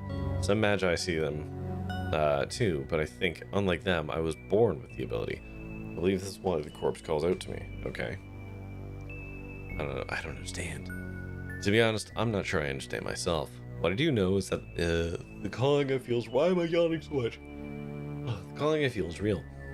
Reaching the Priory before the region succumbs to the conjunction is critical. In fact, I fear the survival of the entire Emperor hangs on it. I know this, and so did the Cabal. Tell me more of the Cabal. The rise of the Cabal is the surest sign of the power of the Magi empires is waning. Even a decade ago, such consolidation of power into lay hands would have been unthinkable. The Cabal is shrouded in secrecy and will go to any lengths to keep it that way. What few rumors I have heard claim that certain lay nobles and freelanders are prominent amongst their ranks, men and women of great wealth and even greater ambition. I cannot tell you what their ultimate design is, but these people, oh my god, are no amateurs to power. They no doubt realize what lies beneath the Priory and the impact its recovery will have on the course of the Empire. I also believe that if they were to achieve their end goal, it would spell disaster for us all, okay?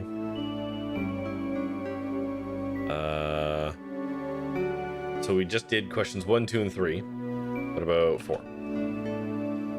You suspect they're all dead already, huh? You lied to Marcus? Would you rather I was blunt to him as I am to you? Better that he have a sliver of hope. There are still trials ahead for Marcus, and the Hoary Knights And it would do them no good to face it with a broken heart. Okay. Embla leans back and massages her temples. Yeah. I'm here for you when you need to talk, but I agree. Let's say it's enough for today. We go lie down. Okay.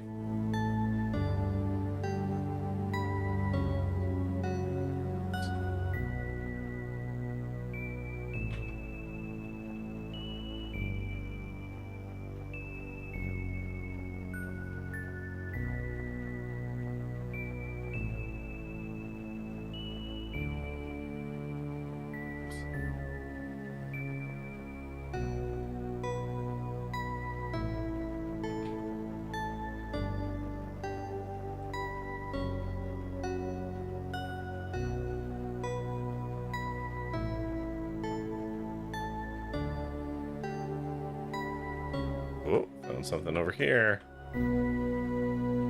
Ooh, one of the shrines.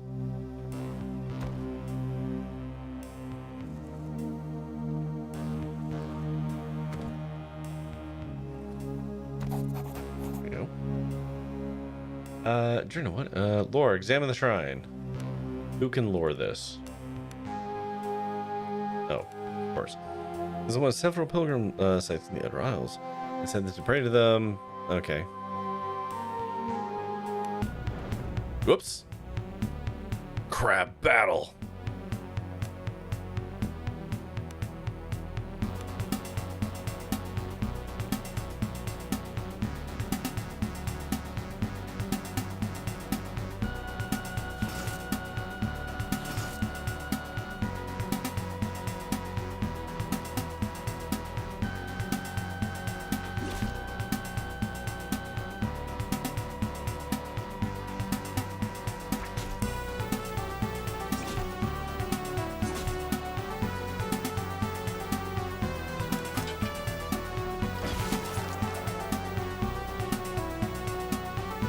Oops, didn't mean to do that. Oh, there's another one up there, huh?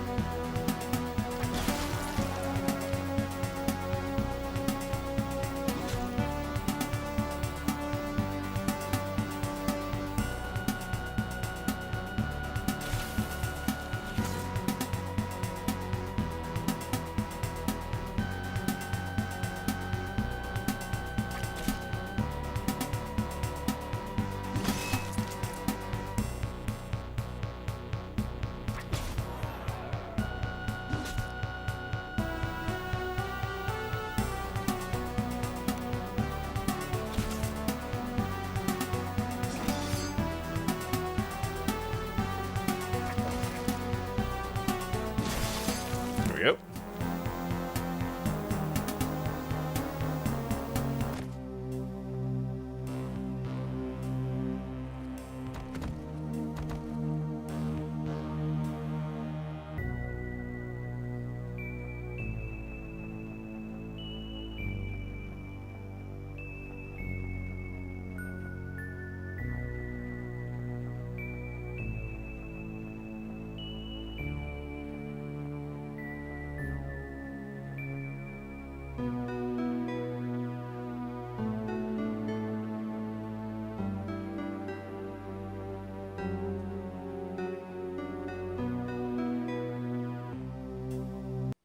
Oops.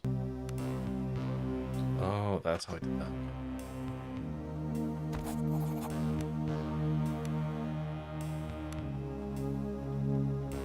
Yeah, I don't know who to ask about the shrines yet.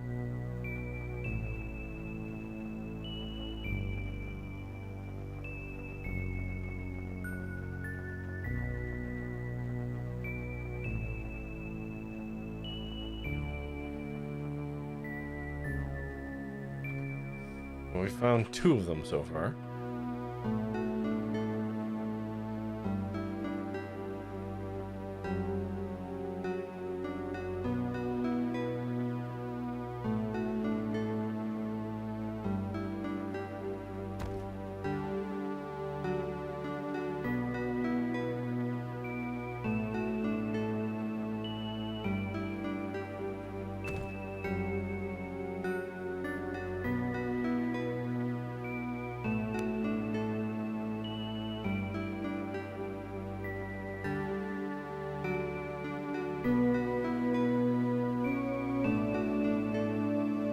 gonna do some poking around here.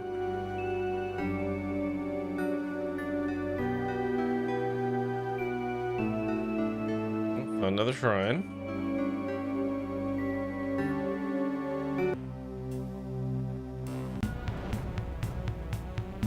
So there's just a fight at every shrine, huh?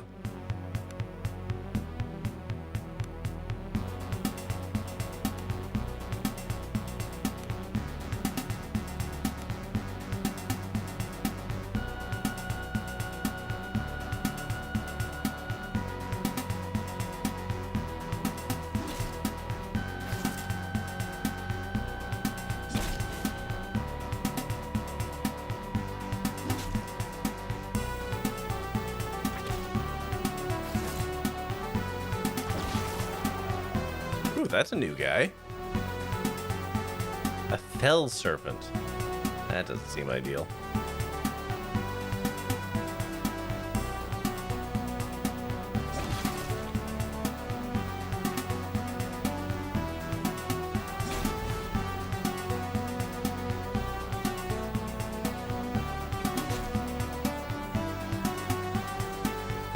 I think I might want to use some magic here.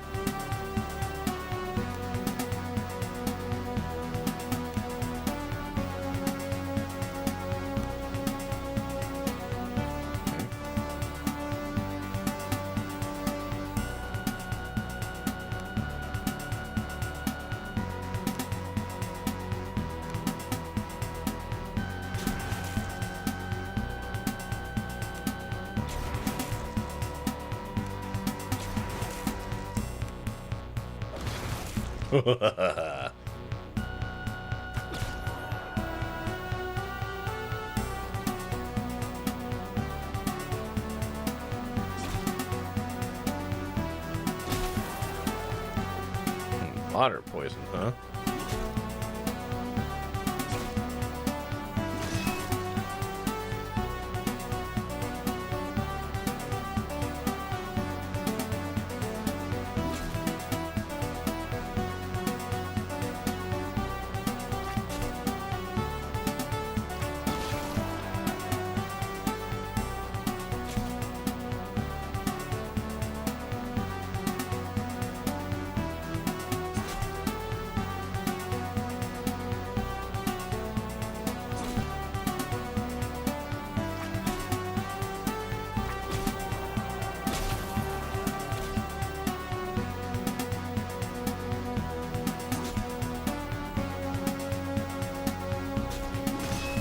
There we go. That weren't so bad.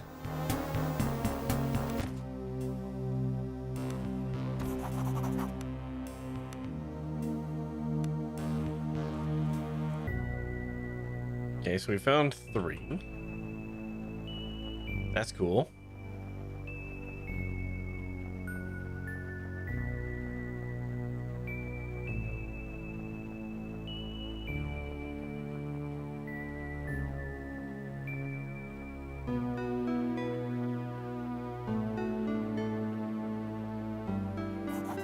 Ooh.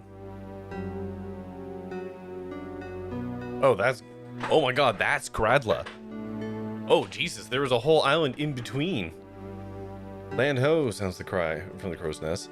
Actually, I'm going to just load off that autosave.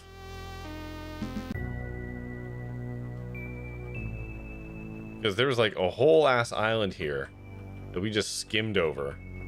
Because I thought it was the island we had to go to.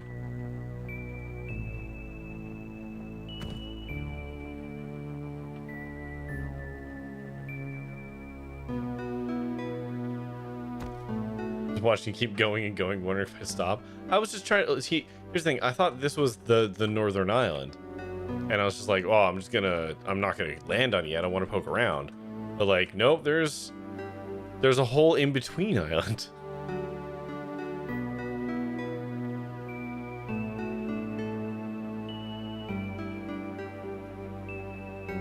So let's map this out now.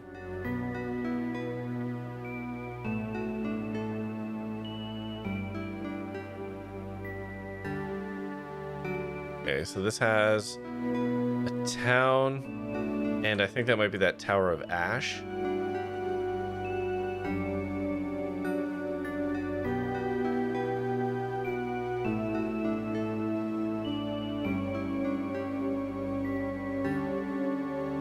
Really? Sneak away. Okay, try and sneak away, please. Did I step foot onto the... Oh, I did, onto the beach. Okay. That's annoying.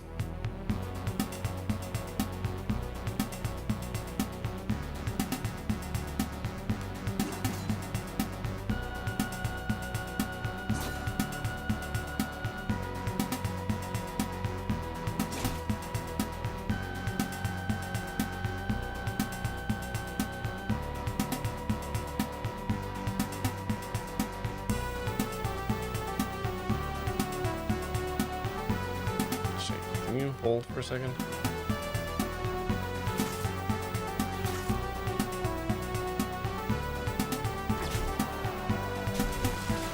Oh yeah, there's magic users. We gotta fucking deal with them. I want their spell. How come they have so much magic? That was just like... That was so much. Okay.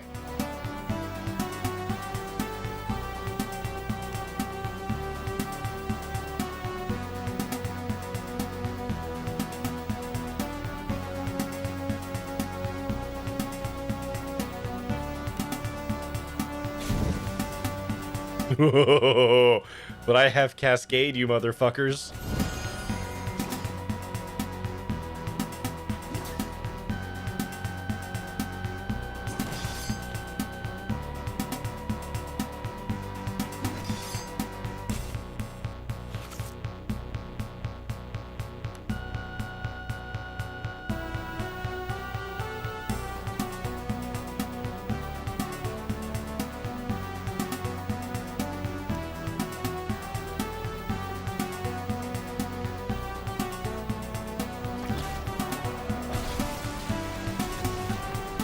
I'm just gonna die here because of all...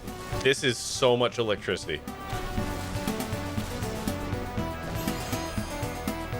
So I guess that makes sense because they're getting cascades, right? Presumably that's what I'm seeing here.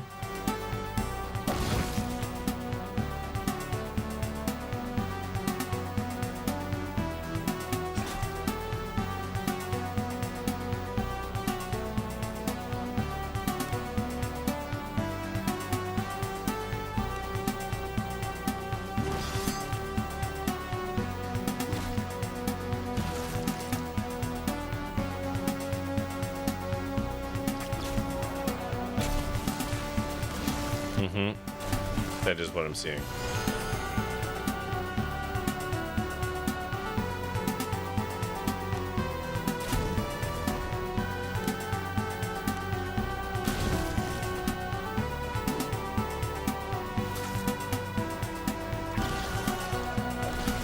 Oh no, there's still mage.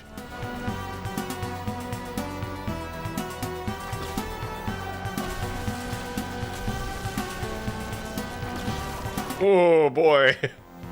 Ooh. Oh my god, that was so much experience though. Oh man. I didn't mean to step foot onto that. But holy shit. Oh boy. Oh dear.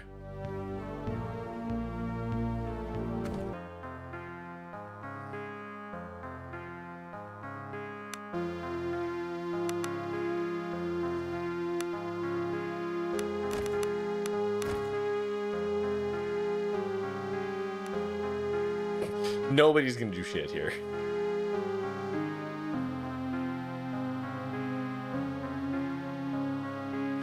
Oh boy. That was humbling. Magic users are dangerous, man.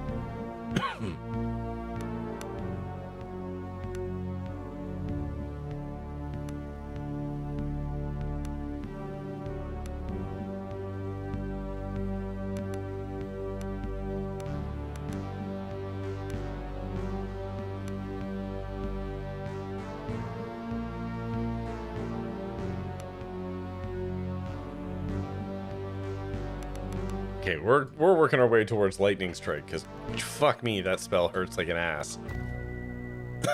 Hurts like an ass? That's not words. Okay, up there was no.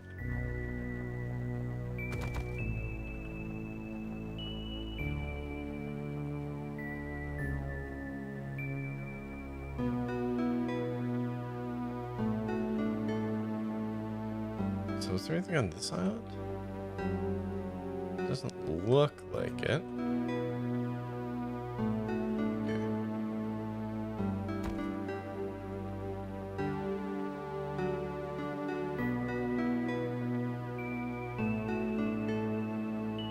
Okay, let's start here. Oh! Virgil! Before you lies a small village surrounded by fields and orchards. The air is laden with the scent of fruit and the laughter of children. The pastoral bliss stands in stark contrast to the rest of the other isles. Oh no. Oh no. This is so not, I don't trust this. Okay, hi. As you approach the small cluster of quaint houses, you can't help but feel struck by a feeling of calm and peace you've not felt in a long time. This isn't good. By the grace of the Golden Dead, it would appear a small sliver of life, as it once was in the Outer Isles, has survived, Trina says with a sad smile. I don't believe it. Look around. Ahead on your right lies a tavern that looks exactly like the kind of tavern where the meals are hearty and the ales cooled just right. Your stomach growls at the thought. Cat stares, mouth agape, first at the tavern, then at you pleadingly. We're stopping there whether you want to or not.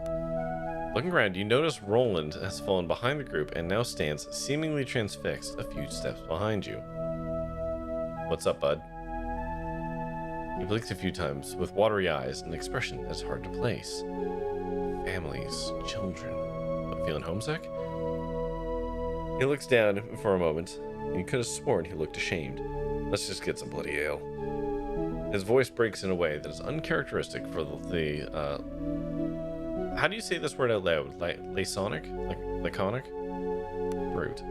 As Roland slinks off, Ivan walks up to you. Cruel deeds scar those who perform them as much as their victims, and Roland is a man with many scars. You continue on your way, and for a moment, an irrational fear passes over you. Will you be able to return to the cold, brutal world at large if you spend too much time in this quiet little piece of bliss? I don't trust the bliss that I'm experiencing here.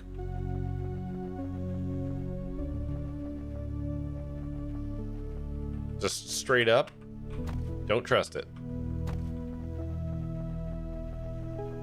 This stinks of weird magics.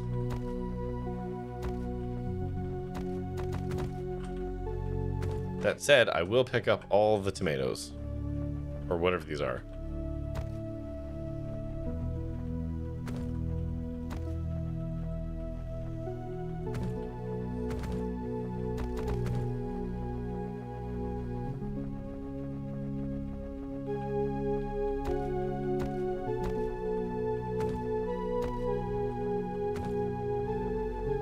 I need it more than them.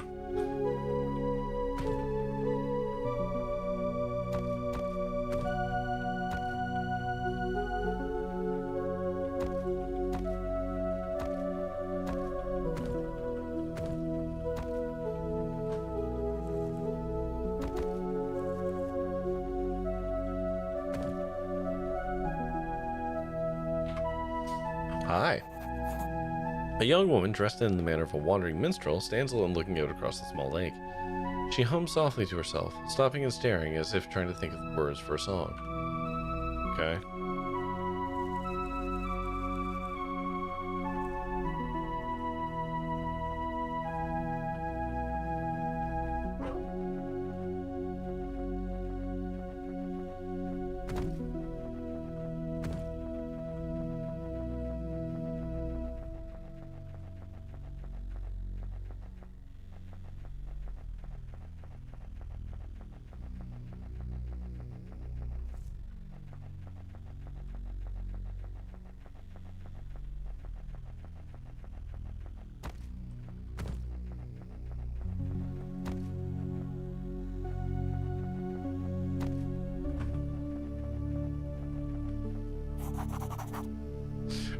Before you stands one of the ugliest men you've ever seen. Already cursed at birth, this man's appearance is not improved by the numerous bee stings that mar his face. His face contorts into something passing for a smile, and he croaks, "Greetings, my lord. How can I serve?" Who are you? "I'm Pert, my lord. I'm the beekeeper here in Fergal. Tend to Baron's bees." He gestures towards the nearby hives, and can't help but notice that, like his face, his hands are also swollen with bee stings. Tough job. "Oh, no, not in the slightest, my lord. Fergal bees don't sting, you see. They're as docile as cows. And that's good because the Baroness wouldn't want it any other way." "You don't look docile." The man half averts his gaze in shame as you point out the stings. "It's as the Baroness says. Fergal bees do not sting. And if they do, then it's my own bloody fault. That's all there is to be said about that." Ah. Okay. I see.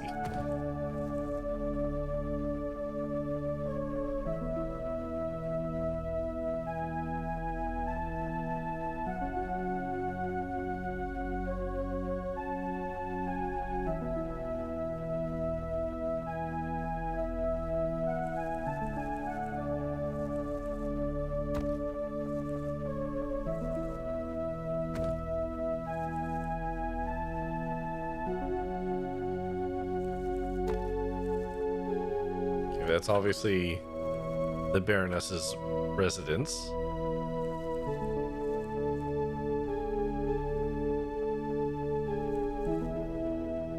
God, that's a big fucking map. Ooh, pumpkins!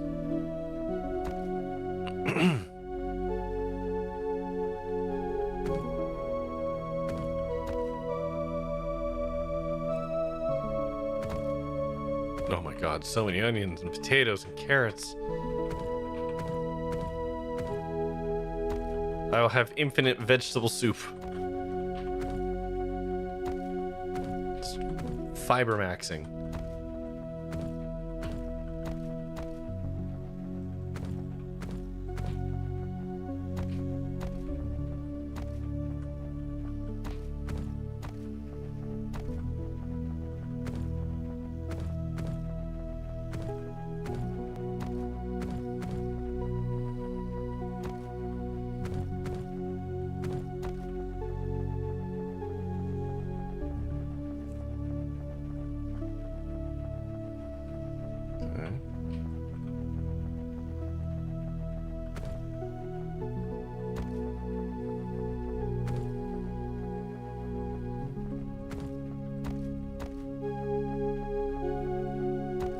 Absolutely taking all these apples.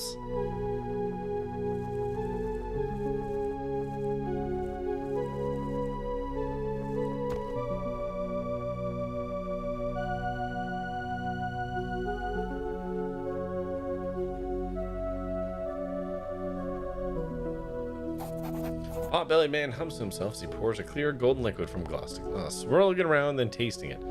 He thoughtfully sloshes it around in his mouth a few times, then spits it in a bucket. Tastes funny? "Oh my, no, this cider's the best batch yet." He looks at you with a roguish smile.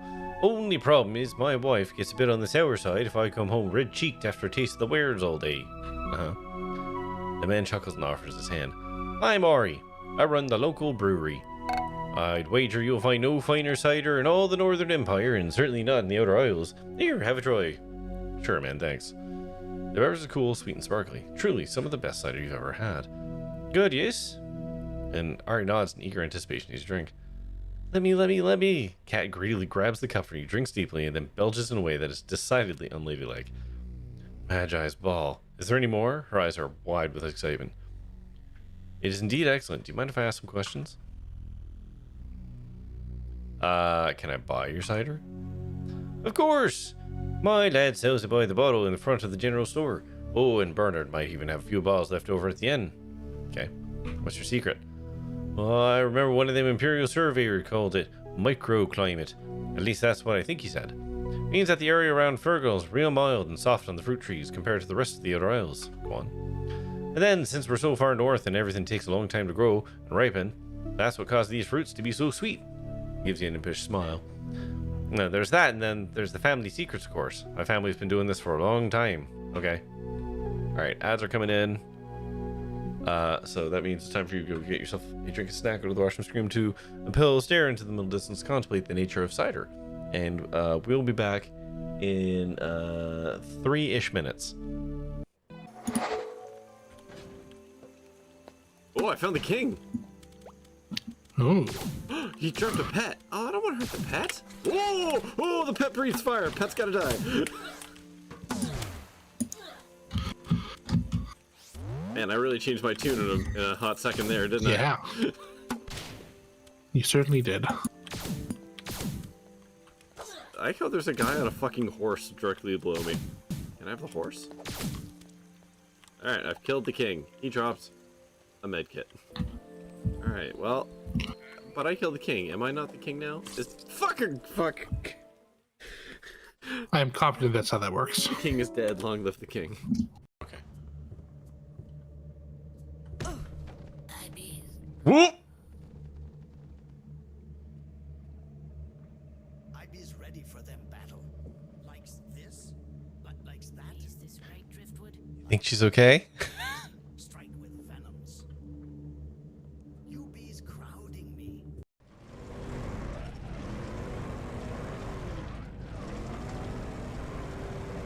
Okay.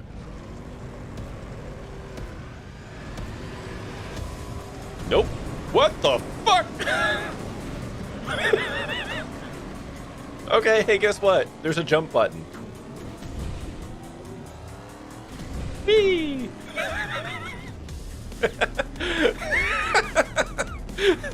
Why wasn't that in the tutorial? I hate some mushrooms in this game. Oh, okay, so Stuart, just to clarify, I have played this game. I have played and beaten this game multiple times in my life, and I am exceedingly aware of the bullshit that the mushrooms are. And I will probably die at that point in time. Statistically, based off my previous playthroughs, at least twice.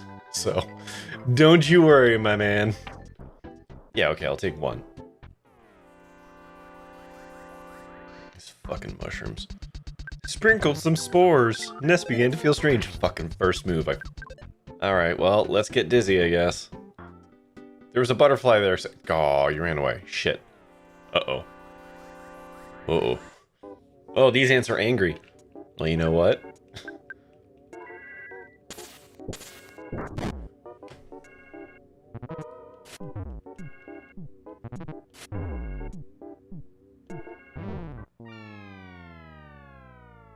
I did say, did I not? I don't know how to actually use... I should really learn how to use condiment packets. Wow, that was fast. Can't wait to bash my own skull in. Thirsty little bastard. Oh, ooh. Okay. Oh my god! That's half my fucking...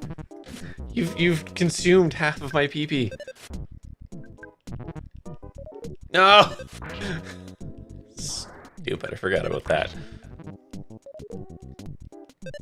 Oh, you just use the hamburger's automatic. Oh, interesting. Oh my god!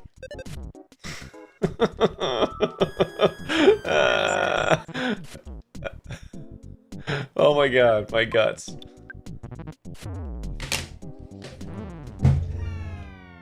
That is so much. Okay. Oh, I picked up the chicken and found egg. That's fun.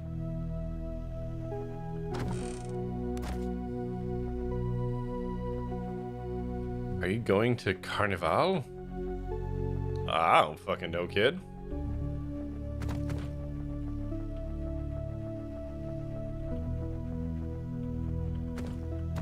I'm gonna take all these fucking apples and pears, though.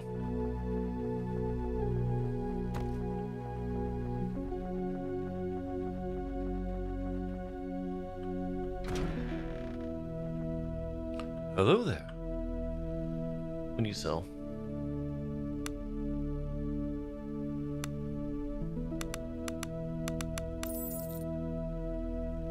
Up the recipes.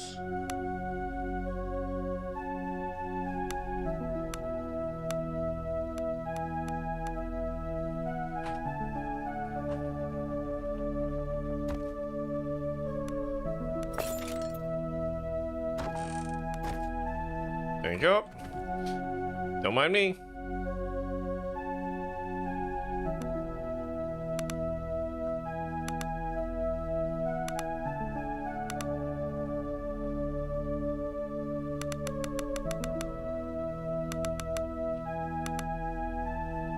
Okay, cool.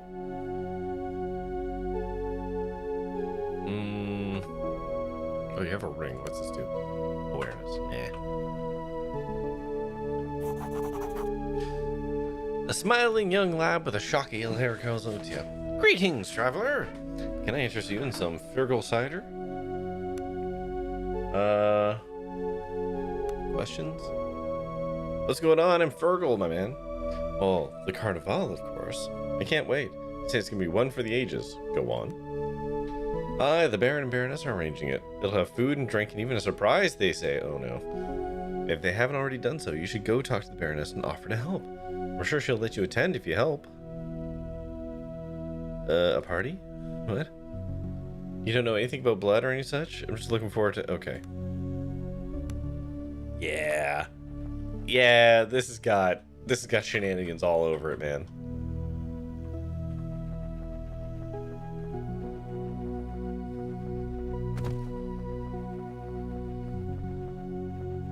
Okay, this is like the entry to the town. Okay.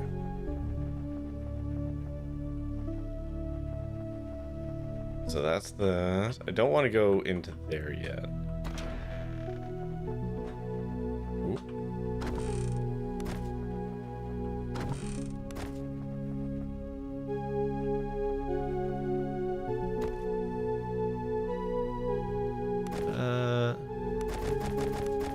Cool. Big dungeon? No, farmers almost.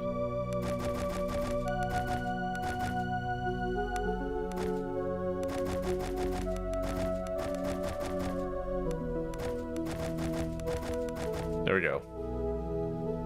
I have shitty meals for days. Okay, we're not doing the tavern at the moment. Ooh, a note. Roasted eel. Gross.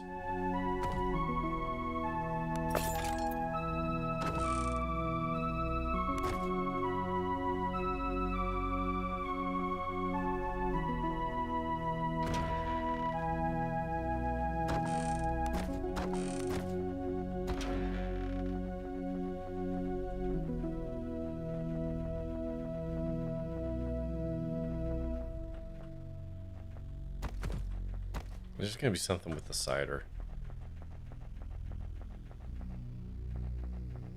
I don't know what, but this place ain't right. Oops. It ain't right, it tells you.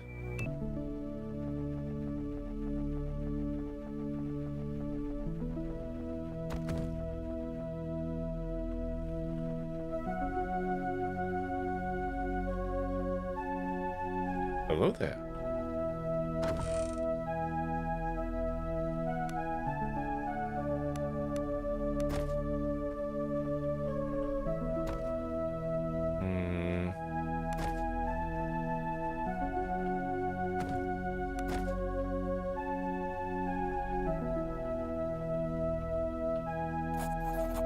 Are you Gila? Oh, yes, that's me. My sister, you say. You must mean Julia. I'm expecting her to visit. She'll possibly be late, but at least she's still alive. Tell her about your horn. Gila looks more surprised than horrified. Are you sure you're not mistaken? Julia's not late at all. In fact, she's still not due until a day or two. Then what's this you're saying about Horn? We've had no news of any calamities. Okay. Well, I'm not sure what to say about this. I suppose that's good my sister is safe and we're indeed talking about the same person. Very well, thank you in any case. I was promised payment. Oh, yes, I suppose you're right. Okay, bye. As the woman goes about her chores, you meet Emila's eyes. The woman was late for her arrival 2 days before she even supposed to set out. A misunderstanding, perhaps?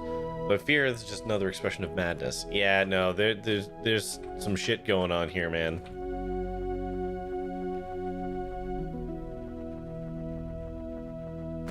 And none of it's good.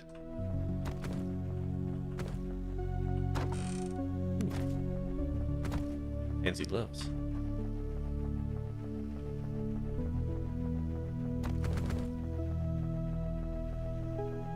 I guess we should go to the Baron's house now, right?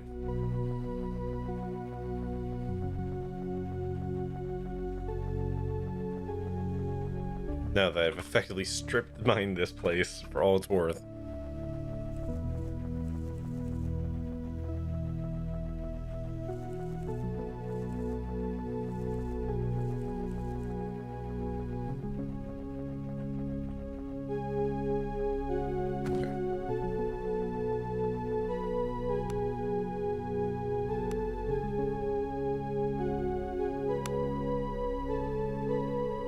Magic tier 3. Oh, she can't learn that yet.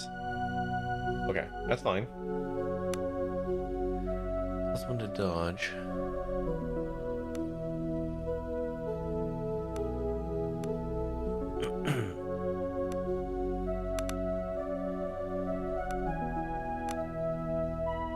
Oh, that is better than the current one.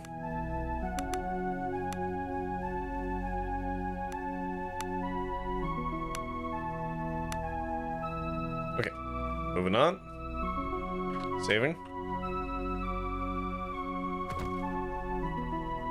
Okay, let's have a quick little wander around here. That's obviously a trapdoor. What's going on here? An elderly noblewoman and a robed, portly man stand in front of the villa's gate, discussing enthusiastically. Go on.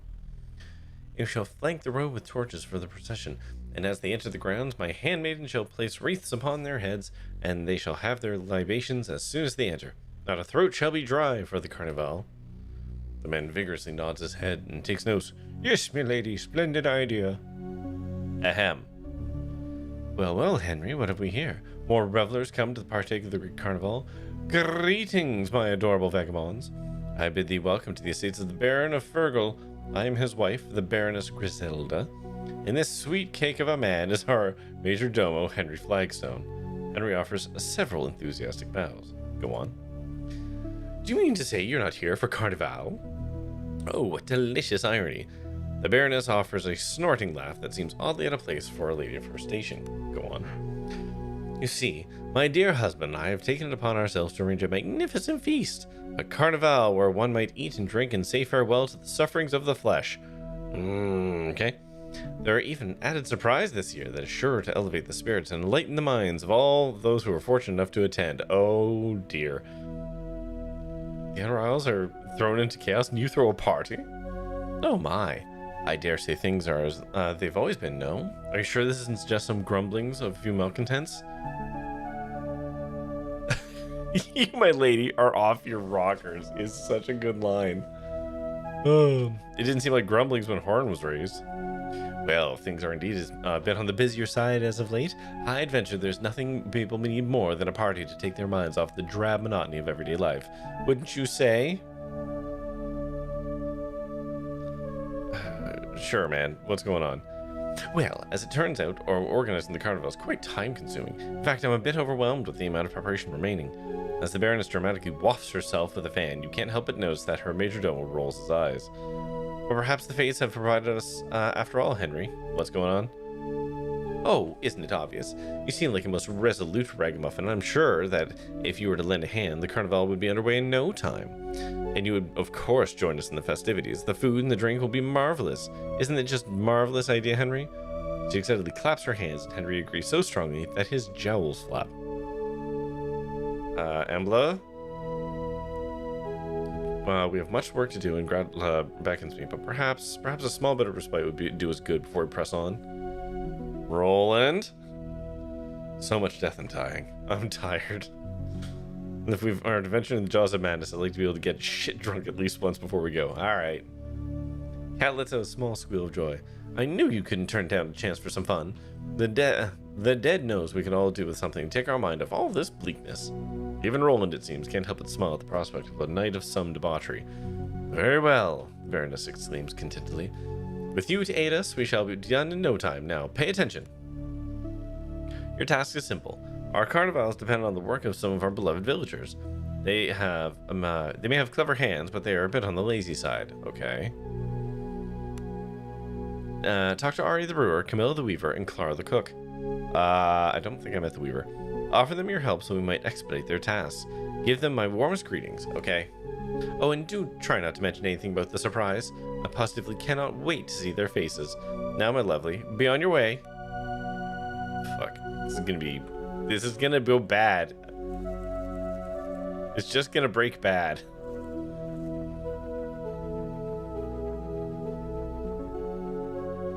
Alright, was this apples? Yeah, this was apples.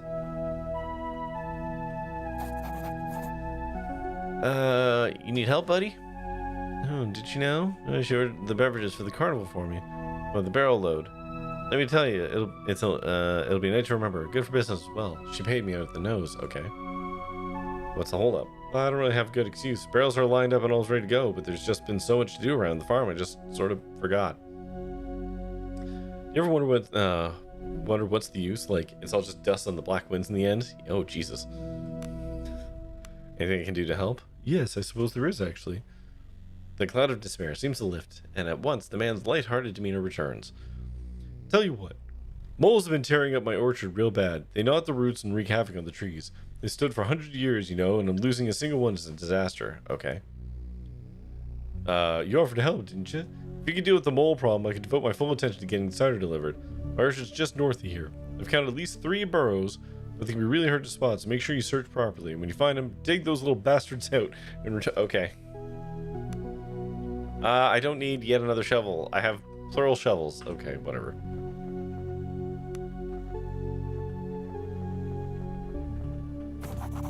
Dig. You dig the shovel into the soft soil and easily collapse the burrow. After a few strokes, however, the shovel head comes up coated in dark blood. You root through the soil until you're just to find numerous small, hairless blobs of flesh that have been hacked to death by the shovel's action. You can't properly identify the strange things, nor do you want to, and quickly cover up the gruesome scene in the dirt before moving along. Yep, this is fine. This is all fine. More carefully this time, you set to work collapsing the second tunnel. The work progresses nicely until suddenly the earth shifts slightly as if something is moving underneath.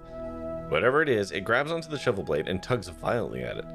You yank back with all your might and manage to free the shovel from whatever lurks under the dirt. Swinging wildly, you pummel the ground and walk away hoping you've seen the last of whatever lurks underneath the orchard. Alright, number 3. Arriving at the third hole, you feel an unease grow in your stomach. Carefully, you bend down and try to peer into the small dark burrow. To your horror, something glances back. A pair of eyes that appear far too intelligent than an animal has any right to be. Then, in an instant, they're gone. Retreat underground. Perhaps your mind is playing tricks on you? You decide not to wait and find out. With a slight hint of panic, you utterly demolish the hole. Okay. Yeah, things aren't okay here. Things aren't okay, and they're gonna get far less okay soon. Okay. By the strange moons, you did it. I can't tell you how good it is to see my trees all nice and secure. I've not much to give you, but I think I can spare some coins and a few bottles of cider that fell off the wagon. Okay. Okay. He's done. The cook. Where did I see the cook? That was like up here, I think.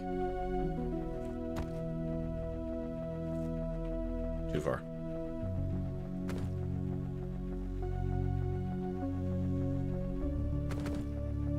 Yeah, I think it was in like this house here.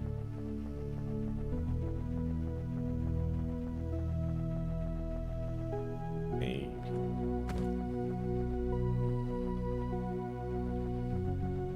No, okay, it wasn't this house. This one. There's, yeah, it's this one.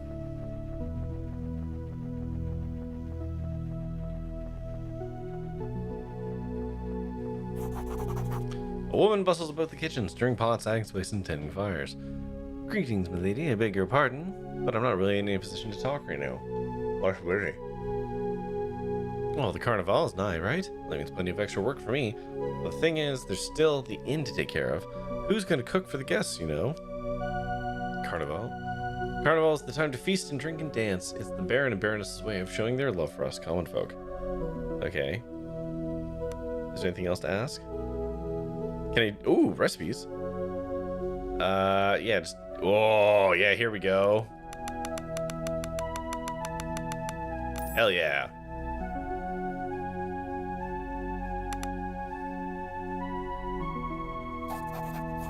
Actually, hold on. First, let's learn all them.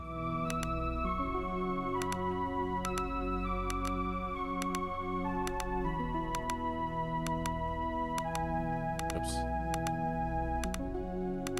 I probably knew some of those, but...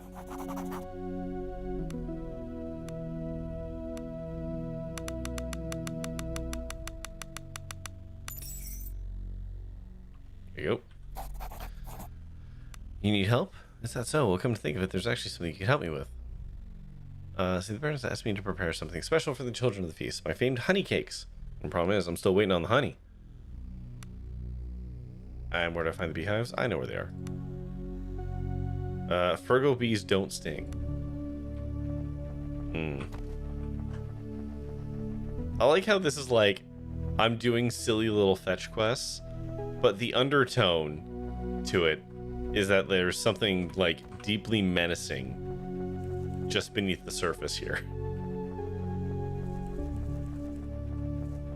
So while we're off doing like this silly little quest, something far more sinister is happening. I need to get honey. Yes, my lady, I can assure you, Fergal honey is the best in the land. Okay, it's time to get stung. Try to harvest. Carefully lift the top of the hive and peer inside. Immediately, a swarm of angry bees fly out, and within seconds you feel the burn of several stings. They do sting. I hate bees.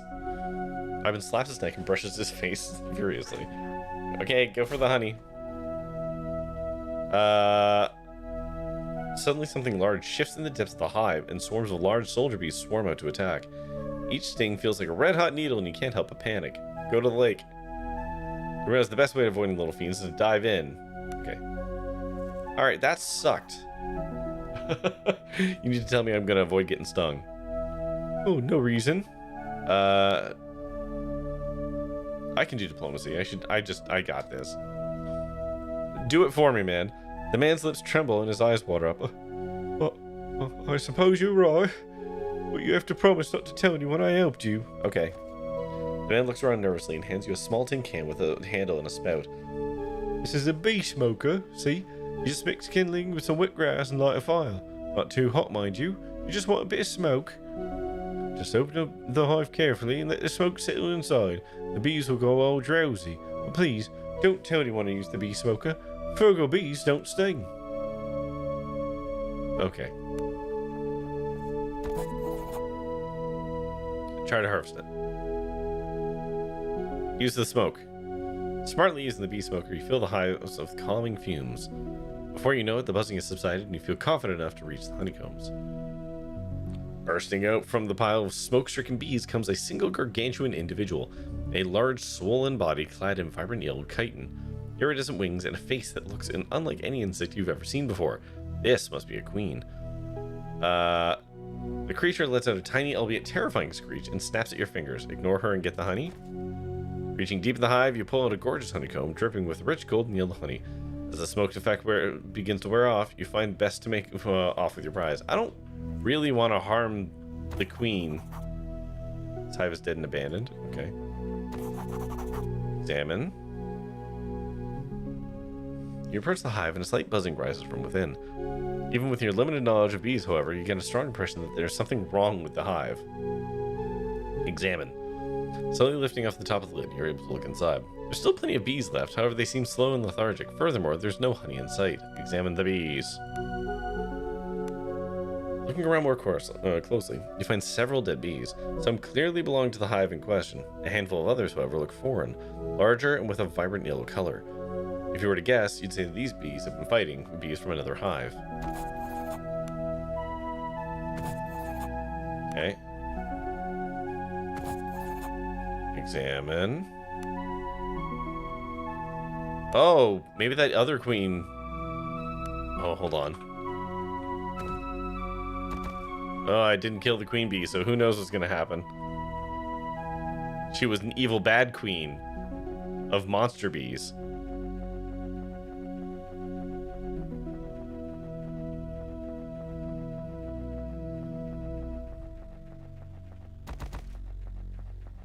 Here you go. About your task. Here's the honey.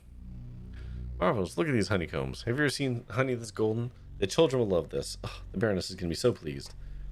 Now, the cakes are for the children, but I'll tell you what. I baked one too many apple pies for the feast. Okay, thank you.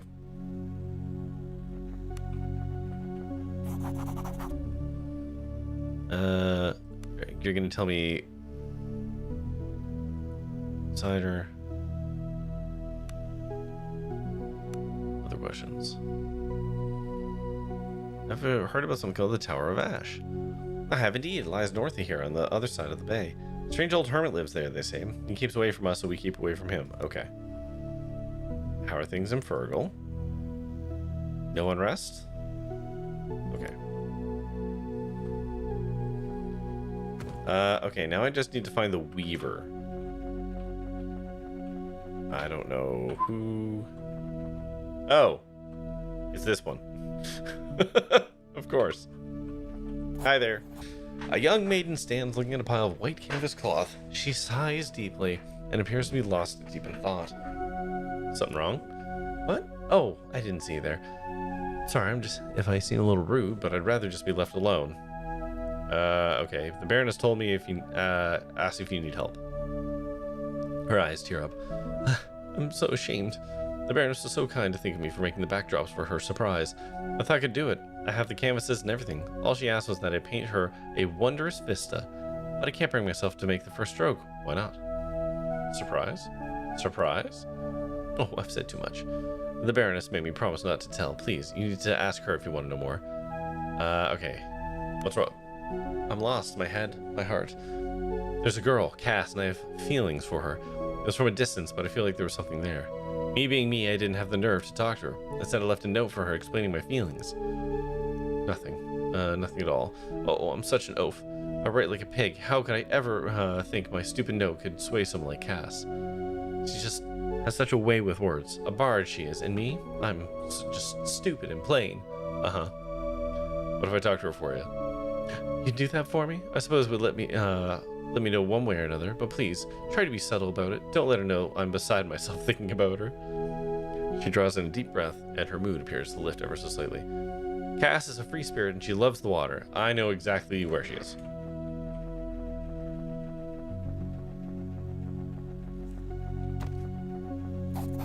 Are you Cass? The woman blinks in surprise. What? You've heard of me then? Wait, is this about the bar tab? As I've already told Bernard, I'll pay him the moment I have the coin on hand. It's just that I've been a little preoccupied. Go on. Camilla asked me to talk to you. Oh. Oh no, please don't tell me she's angry with me. She said you weren't interested in her. Not interested? I'm crazy for her. Finding your note made me happier than words can describe. Then why didn't you respond? Because I couldn't find the words. Can you believe it? Me, a bard, at a loss for words. I've been trying to put my feelings into verse, a song. I'm nearly there, but over and over the words escape me. I don't understand it. It feels like I'm grasping at tendrils of mist. Go on. The song Cass reads to you is sad and beautiful. It brings to mind images of far and wondrous shores. Stranger yet is the fact that, try as you might, you have never been able to recall the first 3 verses she recounted to you. Only the first line of the last 3 verses remains. Song of my soul, my voice is dead. Okay. That's exactly it. I can't get past that, nor can I change it. It has to be that line. But what comes next? It's like I'm deaf to my own inner voice. Cass repeats the line, now with a slight hint of panic in her voice. Song of my soul, my voice is dead. Die thou unsung as tears unshed. The words flow from your mouth and fits the song like a key fits a lock. You spoke more words as well, but like the rest of the song, they too are lost in the voids of time. What you do remember, however, is Cass scribbling the words down as tears of joy stream down her face. That's it, I have it. A song for Camilla. She folds the piece of paper containing the words of the song neatly and writes in beautiful cursive, to Camilla from Casilda. Go on. With trembling hands, she offers you the folded note. Would you do me one last favor? Take this note to Camilla. It'll explain everything to her. And please, would you tell her to come find me at Carnival? Tell her I'll dance with her then. Okay. Cass squeezes your hand and offers a warm but slightly sad smile before walking off. Okay.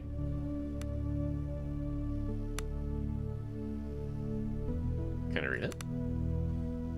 Oh, nope. Apparently we're too good a person We don't just go reading other people's mail.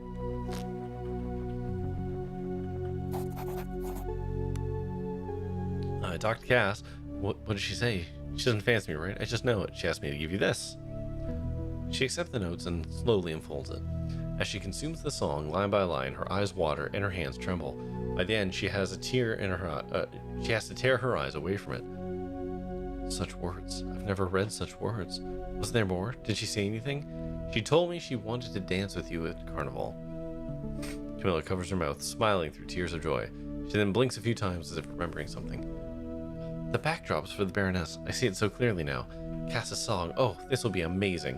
Glad I could help. And now if you'll excuse me, I have to get to work. I'd rather you not see the result until Carnival. It'll be more impressive that way. Okay.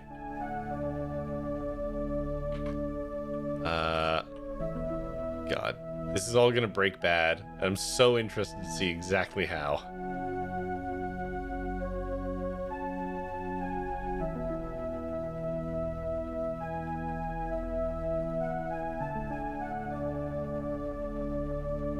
Hi. I did it. Oh, all your work's done and now you've come to feast. My husband is ever so grateful for all you've done for him. And I dare say this will be a night to remember, my dear. Carnival is about to begin. Behold! Okay. Coming up the road is a procession of villagers, clad in their finest and with beautiful wreaths of flowers on their head. The simple folk of Fergal gasp in awe as they pass under the flowered arch of the manor's gate.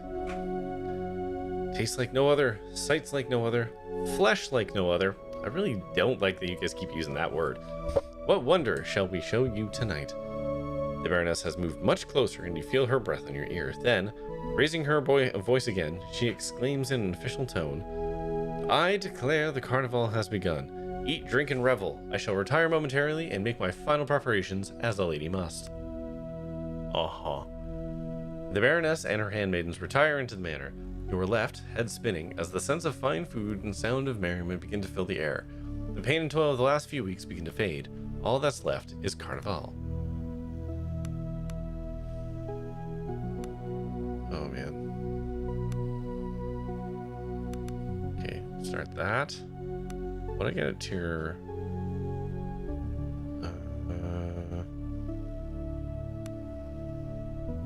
Let's start working on that.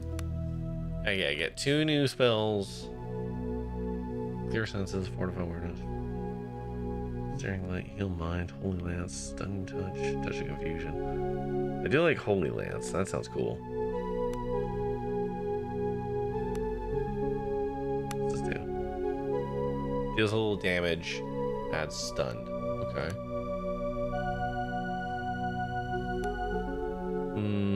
Okay, being able to fix... I don't like the fact that charmed is a thing. We're gonna take that. Somebody needs to be able to fix that problem.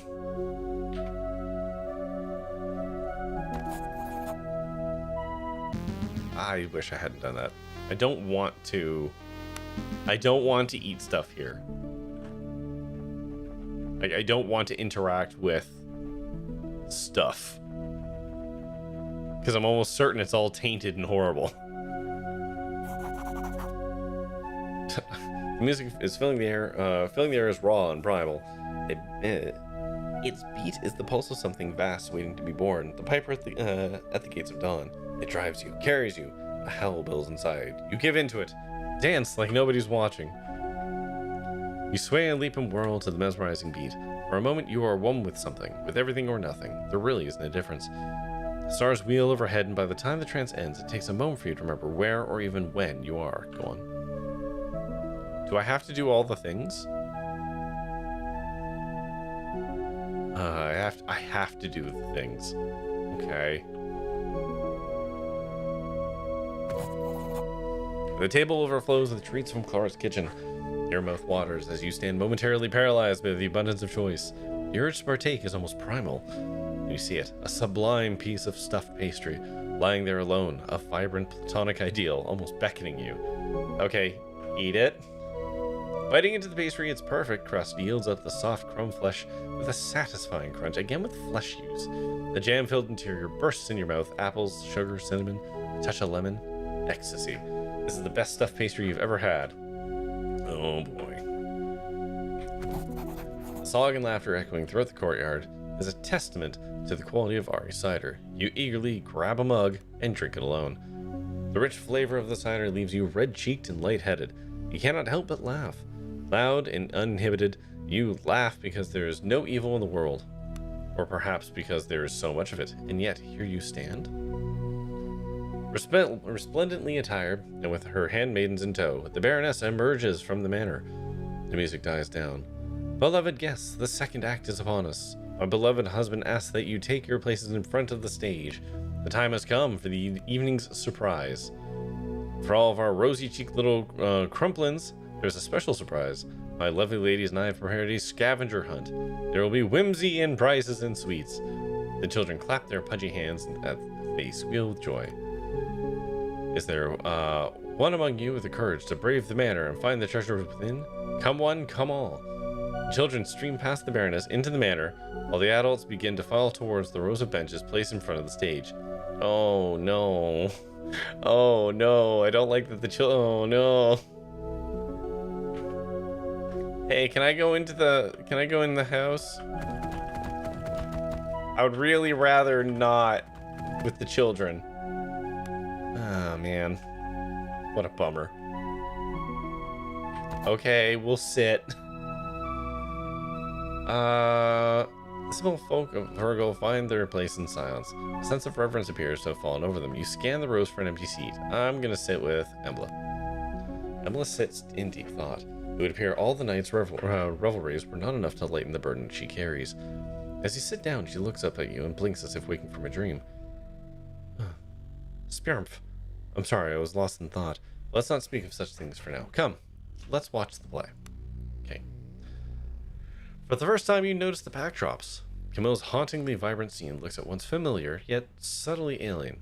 And for a moment, the cloud waves seem to break upon the shore as the twin suns set. Emily gasps next to you, no doubt in awe of the artwork's vivid nature. Okay.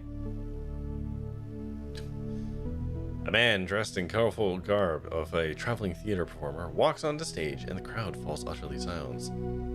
Greetings! His voice is high-pitched, greetings! And overly dramatic, yet oddly captivating. On foreign shores we set our play, where setting suns cast shadows long, o'er streets no longer touched by day, and halls forgotten but in song. Strange is the night where black stars rise with flapping of the tattered wings, and strange moons circle through the skies, chased by black and faceless things. An edifice where kings once sat, where maidens pale did once cavort, the carnal house that time begat, a stranger has arrived at court. The strange little man bows deeply and walks off stage. For a long moment all is quiet. The crowd sits frozen with anticipation. Then a sharp gasp from one of the onlookers. You crane your neck trying to get a better view, but there's nothing there, or you see it. A robed and gloved hand dramatically extends to the stage from between two of the backdrop panels. Slowly, he emerges, a tall figure, gliding more than walking with elegant, almost dance-like motions. A baron, it must be, whispers one of the audience. Look, whispers another. He wears a mask. Continue. The figure glides onto the center of the stage. Like some strange pantomime, he begins to wordlessly orate with dramatic, exaggerated gestures. Or was it wordless? Weren't there words hidden in the silence? Terrible words, hints of secrets no mortal mind was meant to hold.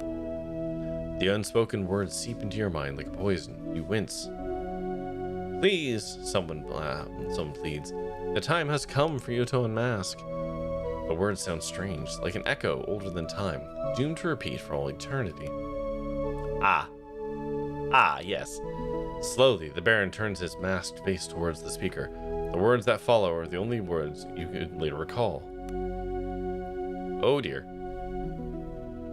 Hold on. We can do a voice for this, right? Hold on. Let's see. Turn this one off. What is this voice? What's this one? This isn't anything right now. Okay. Yeah. Hold on.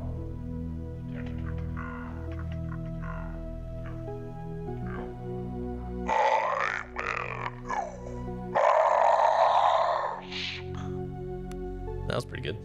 Inhuman hells of terror mixed with the gibbering laughter of the insane. Teeth shatter in clenched jaws and eyes are torn from sockets. Hair pulled out in great clumps and loved ones claw each other to death. He exists now only as the afterimage of an eclipse, and then he's gone, nowhere and everywhere. Like a tide of gnawing eyeless things, madness overwhelms you. You sink to your knees, clawing at your skull in a vain attempt to dislodge the terrible words that have taken place there. Then, like a ray of light, something cuts through the morass, a hand on your shoulder. You turn and see Embla. You get up. The only way out is through. Oh no!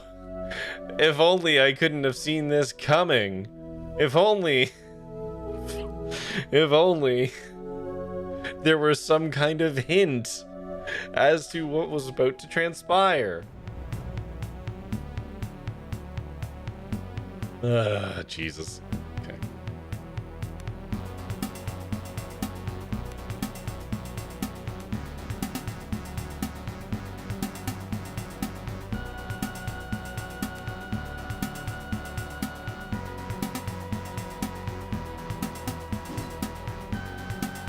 That is a lot of pissed off looking jester guys, though.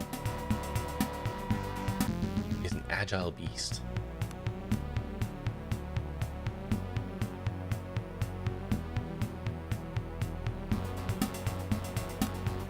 Why can't I hit him?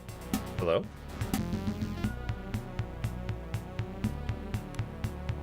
You know what? Just delay for a second.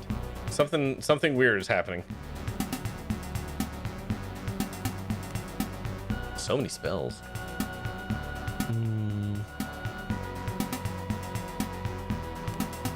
How does that work? Okay. Cool. We're gonna get you coming up here. And then wait. Okay, just defend that.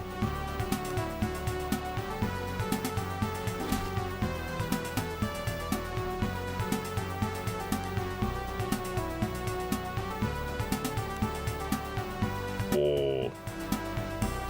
Bam.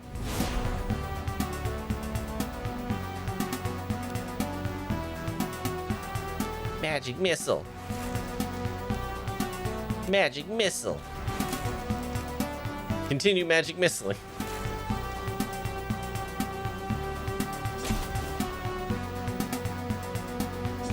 Oh, come on.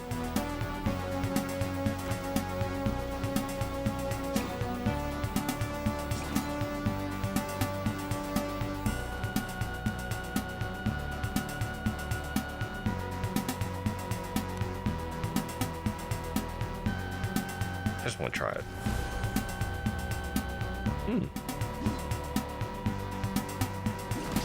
There we go.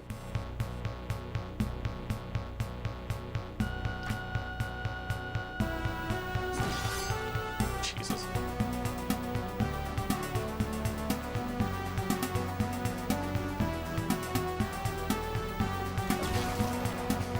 Jesus. Getting the backstab with her, like, basically, the power move for her is if somebody is flanked, her attack will be backstab. So if I just park two guys behind or beside or on either side of an enemy and she shoots at them, she's gonna do just dummy thick damage.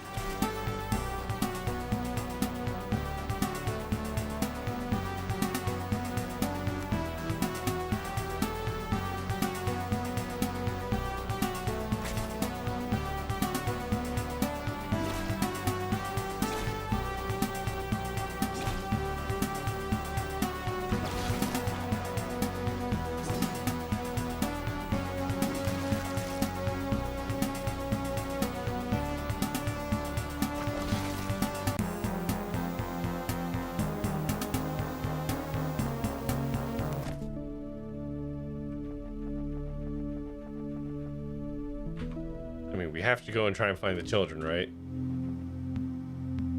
Oh, dear.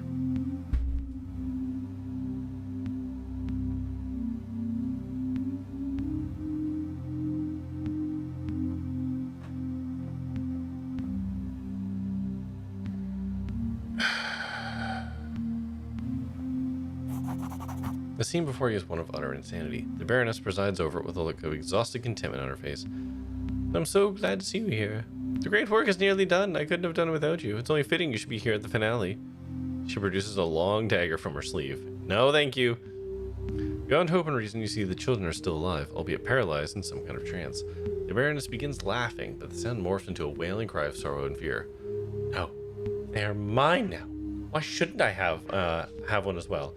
Every fucking cow with a cunt in the village can squeeze one out, so why can't I? She screams at her, lunges at the nearest child. No. Okay, I don't like those invisible-looking motherfuckers, but yeah, we're gonna have to stop this post haste. Okay, move you out of the way. Rolling. Park. You go there. You go there. Magic Lady, you go there. Beauregard, you go there. Again. I'm sorry. Were those 50 damage apiece? Oh, boy. Okay. Actually, I need to still check that. That's just enemies, right? Okay.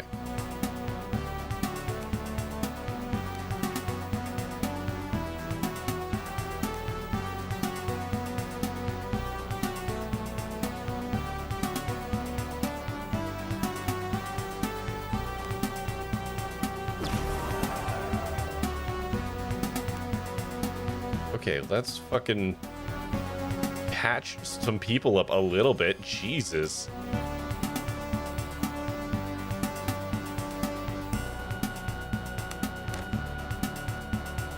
Okay, let's set some bitches on fire.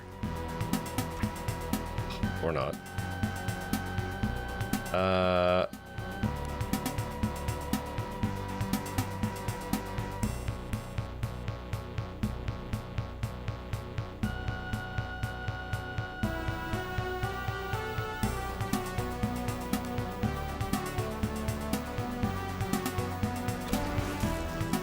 Oh boy. Oh, you guys got a lot of health.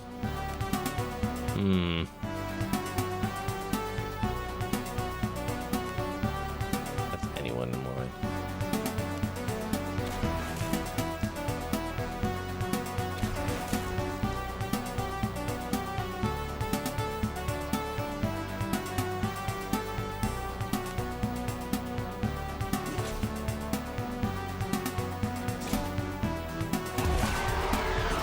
Okay, yep. That's not good. Oh, that's not good.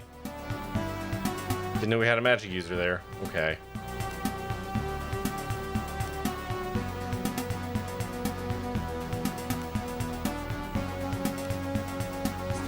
God damn it.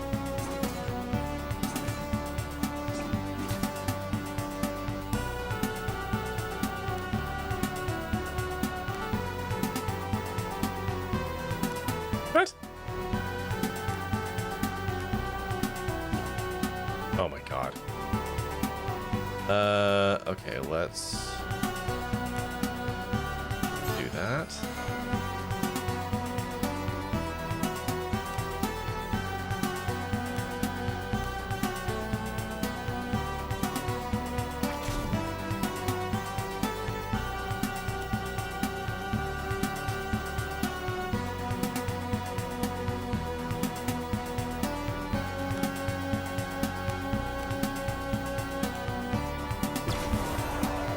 Yeah, you shut your fucking mouth. That's right, bitch. I got magic too. And I'm pretty sure magic can out-magic my magic, but...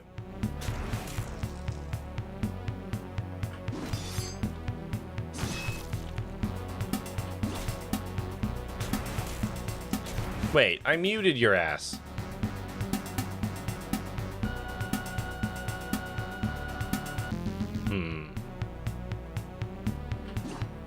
Can't fucking hit this guy for love nor money, apparently.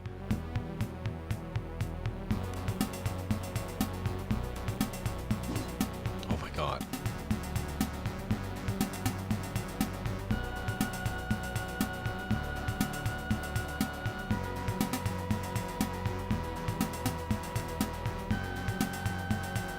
Is that everyone? That's enemies.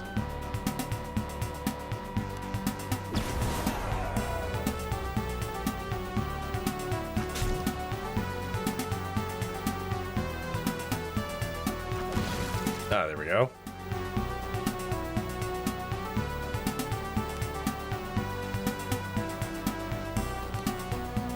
Oh, that one's enemies. Okay.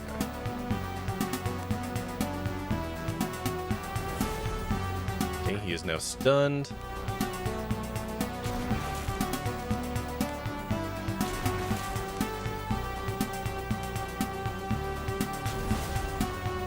Okay.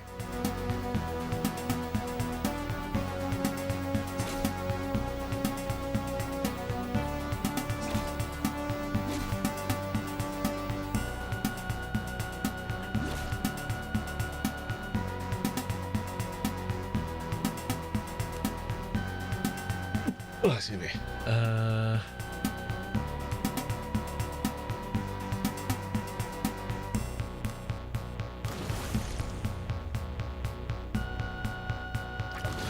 we go.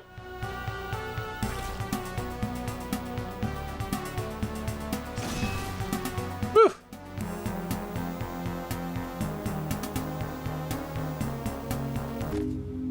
Okay, so we've saved the children?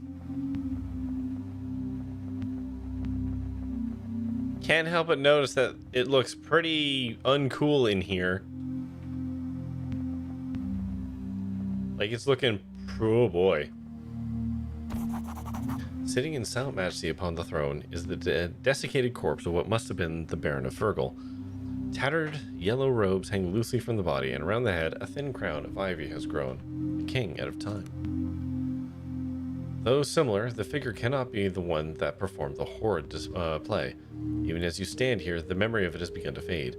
Like a dream upon awaking, you are left wondering if it even happened at all. Oh, I got an achievement. No matter. There's nothing more here for you now. Only bones and dust. You turn to leave. For a moment you imagine you hear the flapping of tattered robes, but then it passes. It must have been the wind. Okay, so like, what about... Oh god, yeah, what are we gonna do with these children?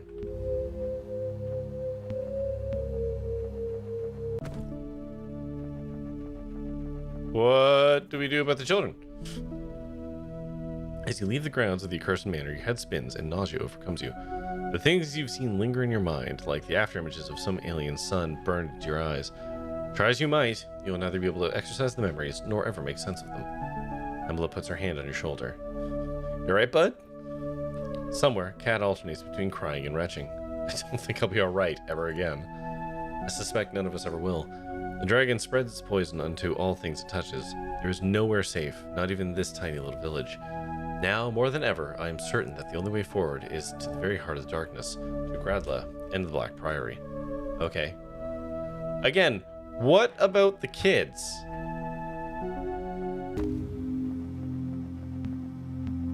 Oh, the kids have just fucked off. Okay. Never mind. The kids are real self-starters. I guess they're...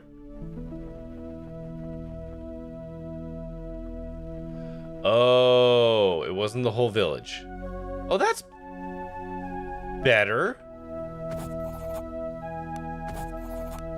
Right?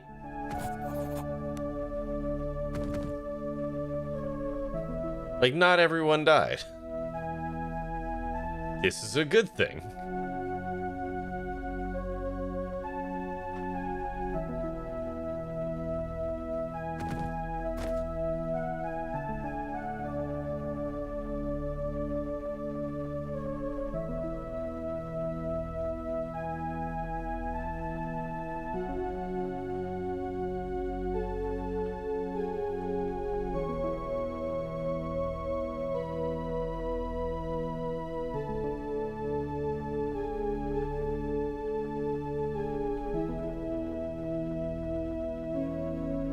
Am I to assume that everyone I helped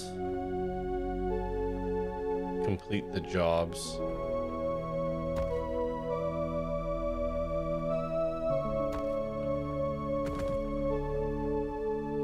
is like dead and gone now? It's awkward.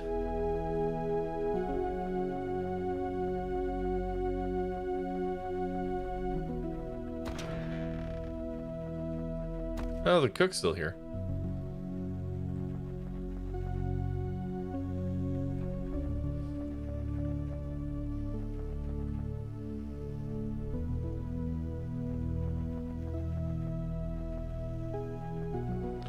Okay.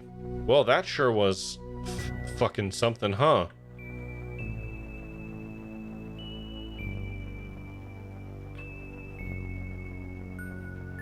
Okay, to get to him, we're gonna have to navigate.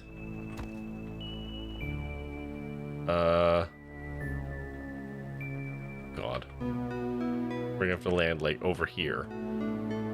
Alright. Time's at 12:30, okay. Time to retire! Ooh! I found another one! God damn it. Oh, we're all beat to shit. Hold on. Hang on.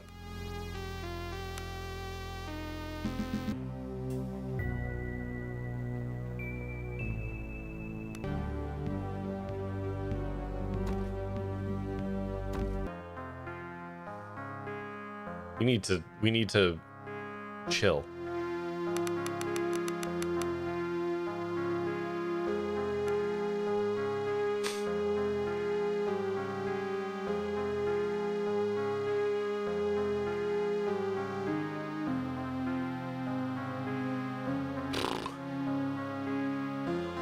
Well, you know what? I'm glad the children didn't die. At least we have that.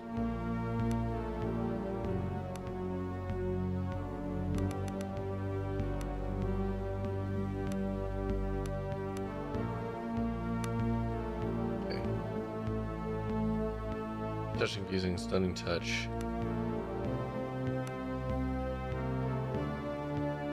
It's melee. Okay.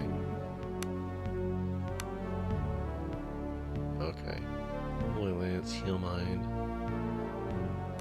Yeah, okay. Heal Mind and Stunning Touch seems good.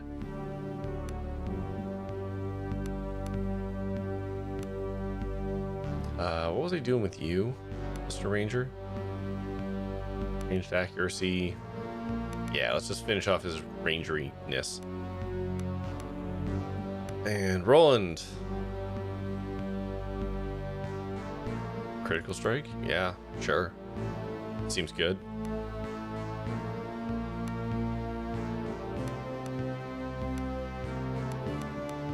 There we go. Get some lightning. What's tier 4 bring me? Thunderclap. All enemies on the battlefield? Oh shit, yeah. Yes. Poison Globe Lightning Strike. Sounds great. Spell Magic. Ooh. Alright. Poison Globe. Yeah. Okay. It also stuns. That's nice.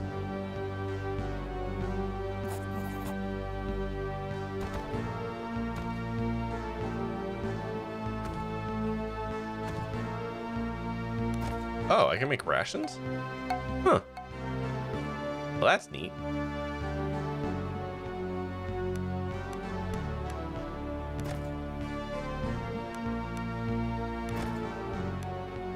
I never realized I should be picking a specific person to do the cooking. Shit.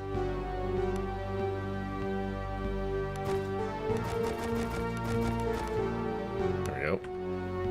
Embla's the cook now.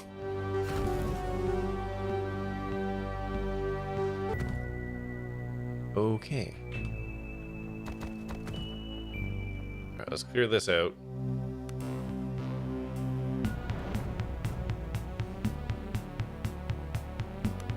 Then we're gonna call it a night. This shouldn't take very long, he said with way too much arrogance.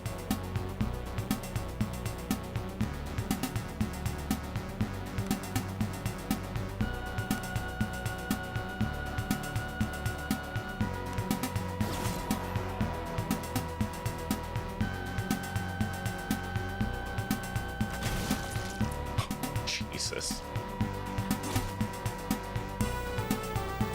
Oops.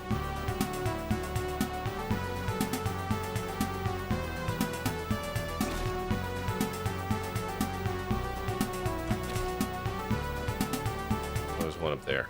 Okay.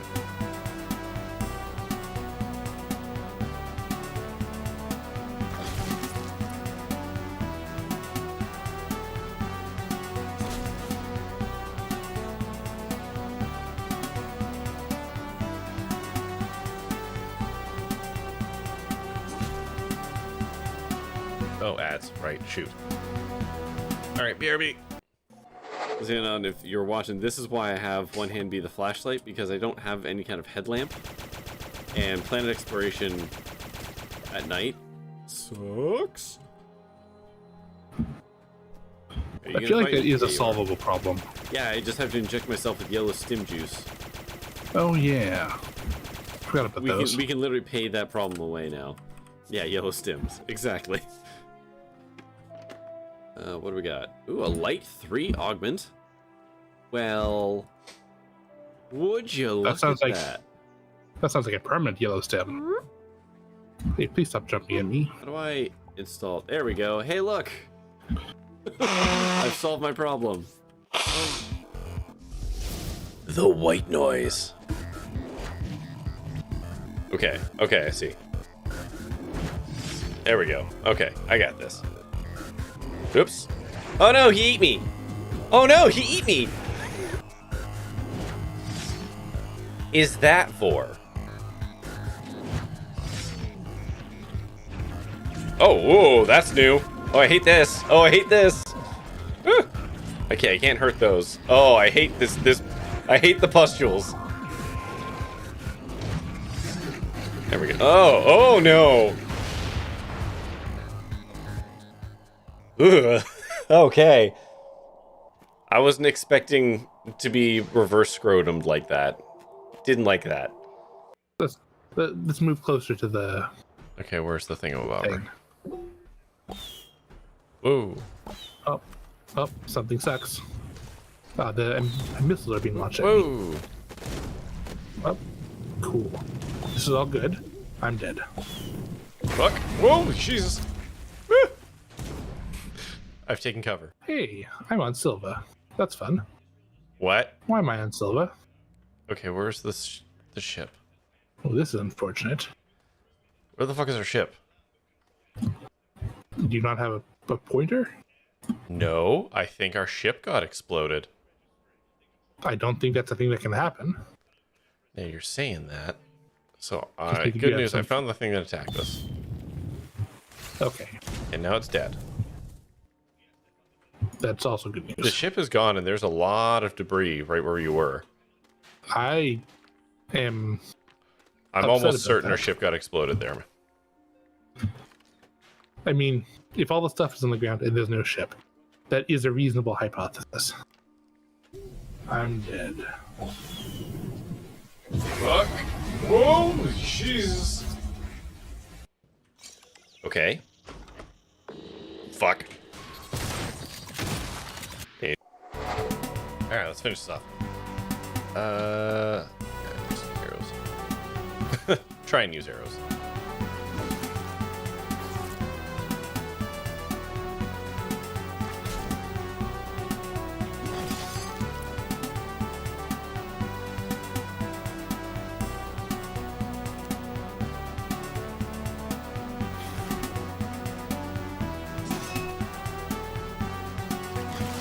There we go.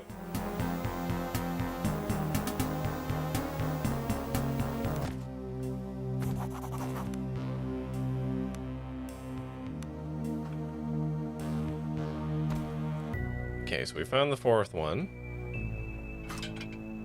Sneak away? I would really like to sneak away from this.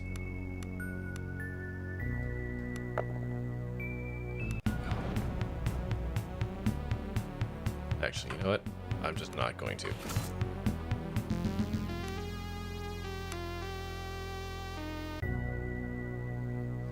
Yep, just not gonna. Oh, sneak away?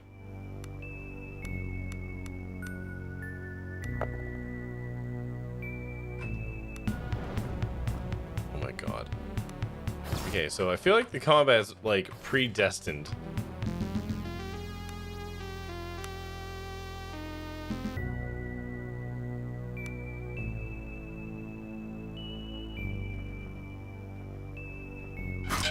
Yeah.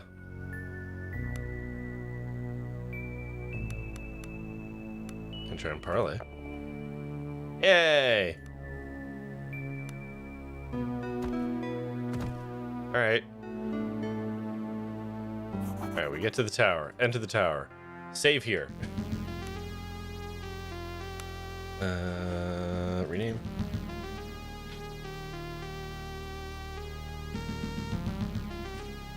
Free Tower of Ash. And overwrite that. And quit. Holy moly. Well, that was an eventful installment of SKALD. We have liberated the town of Horan. We were on a boat, yeah. We're sailing fast, yeah. Got a nautical themed Pashmina Afghan. We have found 4 of those little nautical shrine things. Don't know what to do with them yet, but we have them. We visited the town of Fiegel, and it was all secretly terrible, which was not shocking at all. And now we've got to the Tower of Ash. So, yay, we're doing pretty good. We're doing pretty good. But that is going to do it for me tonight. Let's find somewhere to raid out to. What do we got? What do we got? What do we got? What do we got?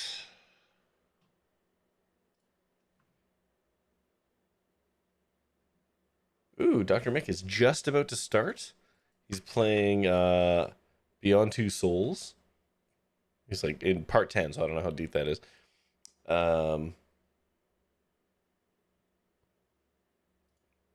But he's just starting. Dr. Mick is lovely. I've been watching his playthrough of The Altars. And that's been so fucking good. Though it looks like his stream might be a little borked.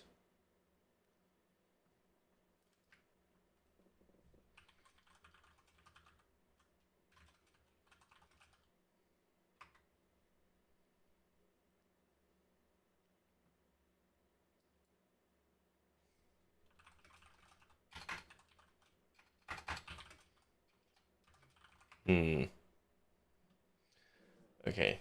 His feed's messed up, so maybe we don't see Dr. Mick tonight. Yeah, it's all buffering to high hell. Oh, you know what? Let's do Super Hobby. He's playing Freefall 95, which is a really cool looking game. Let's do that.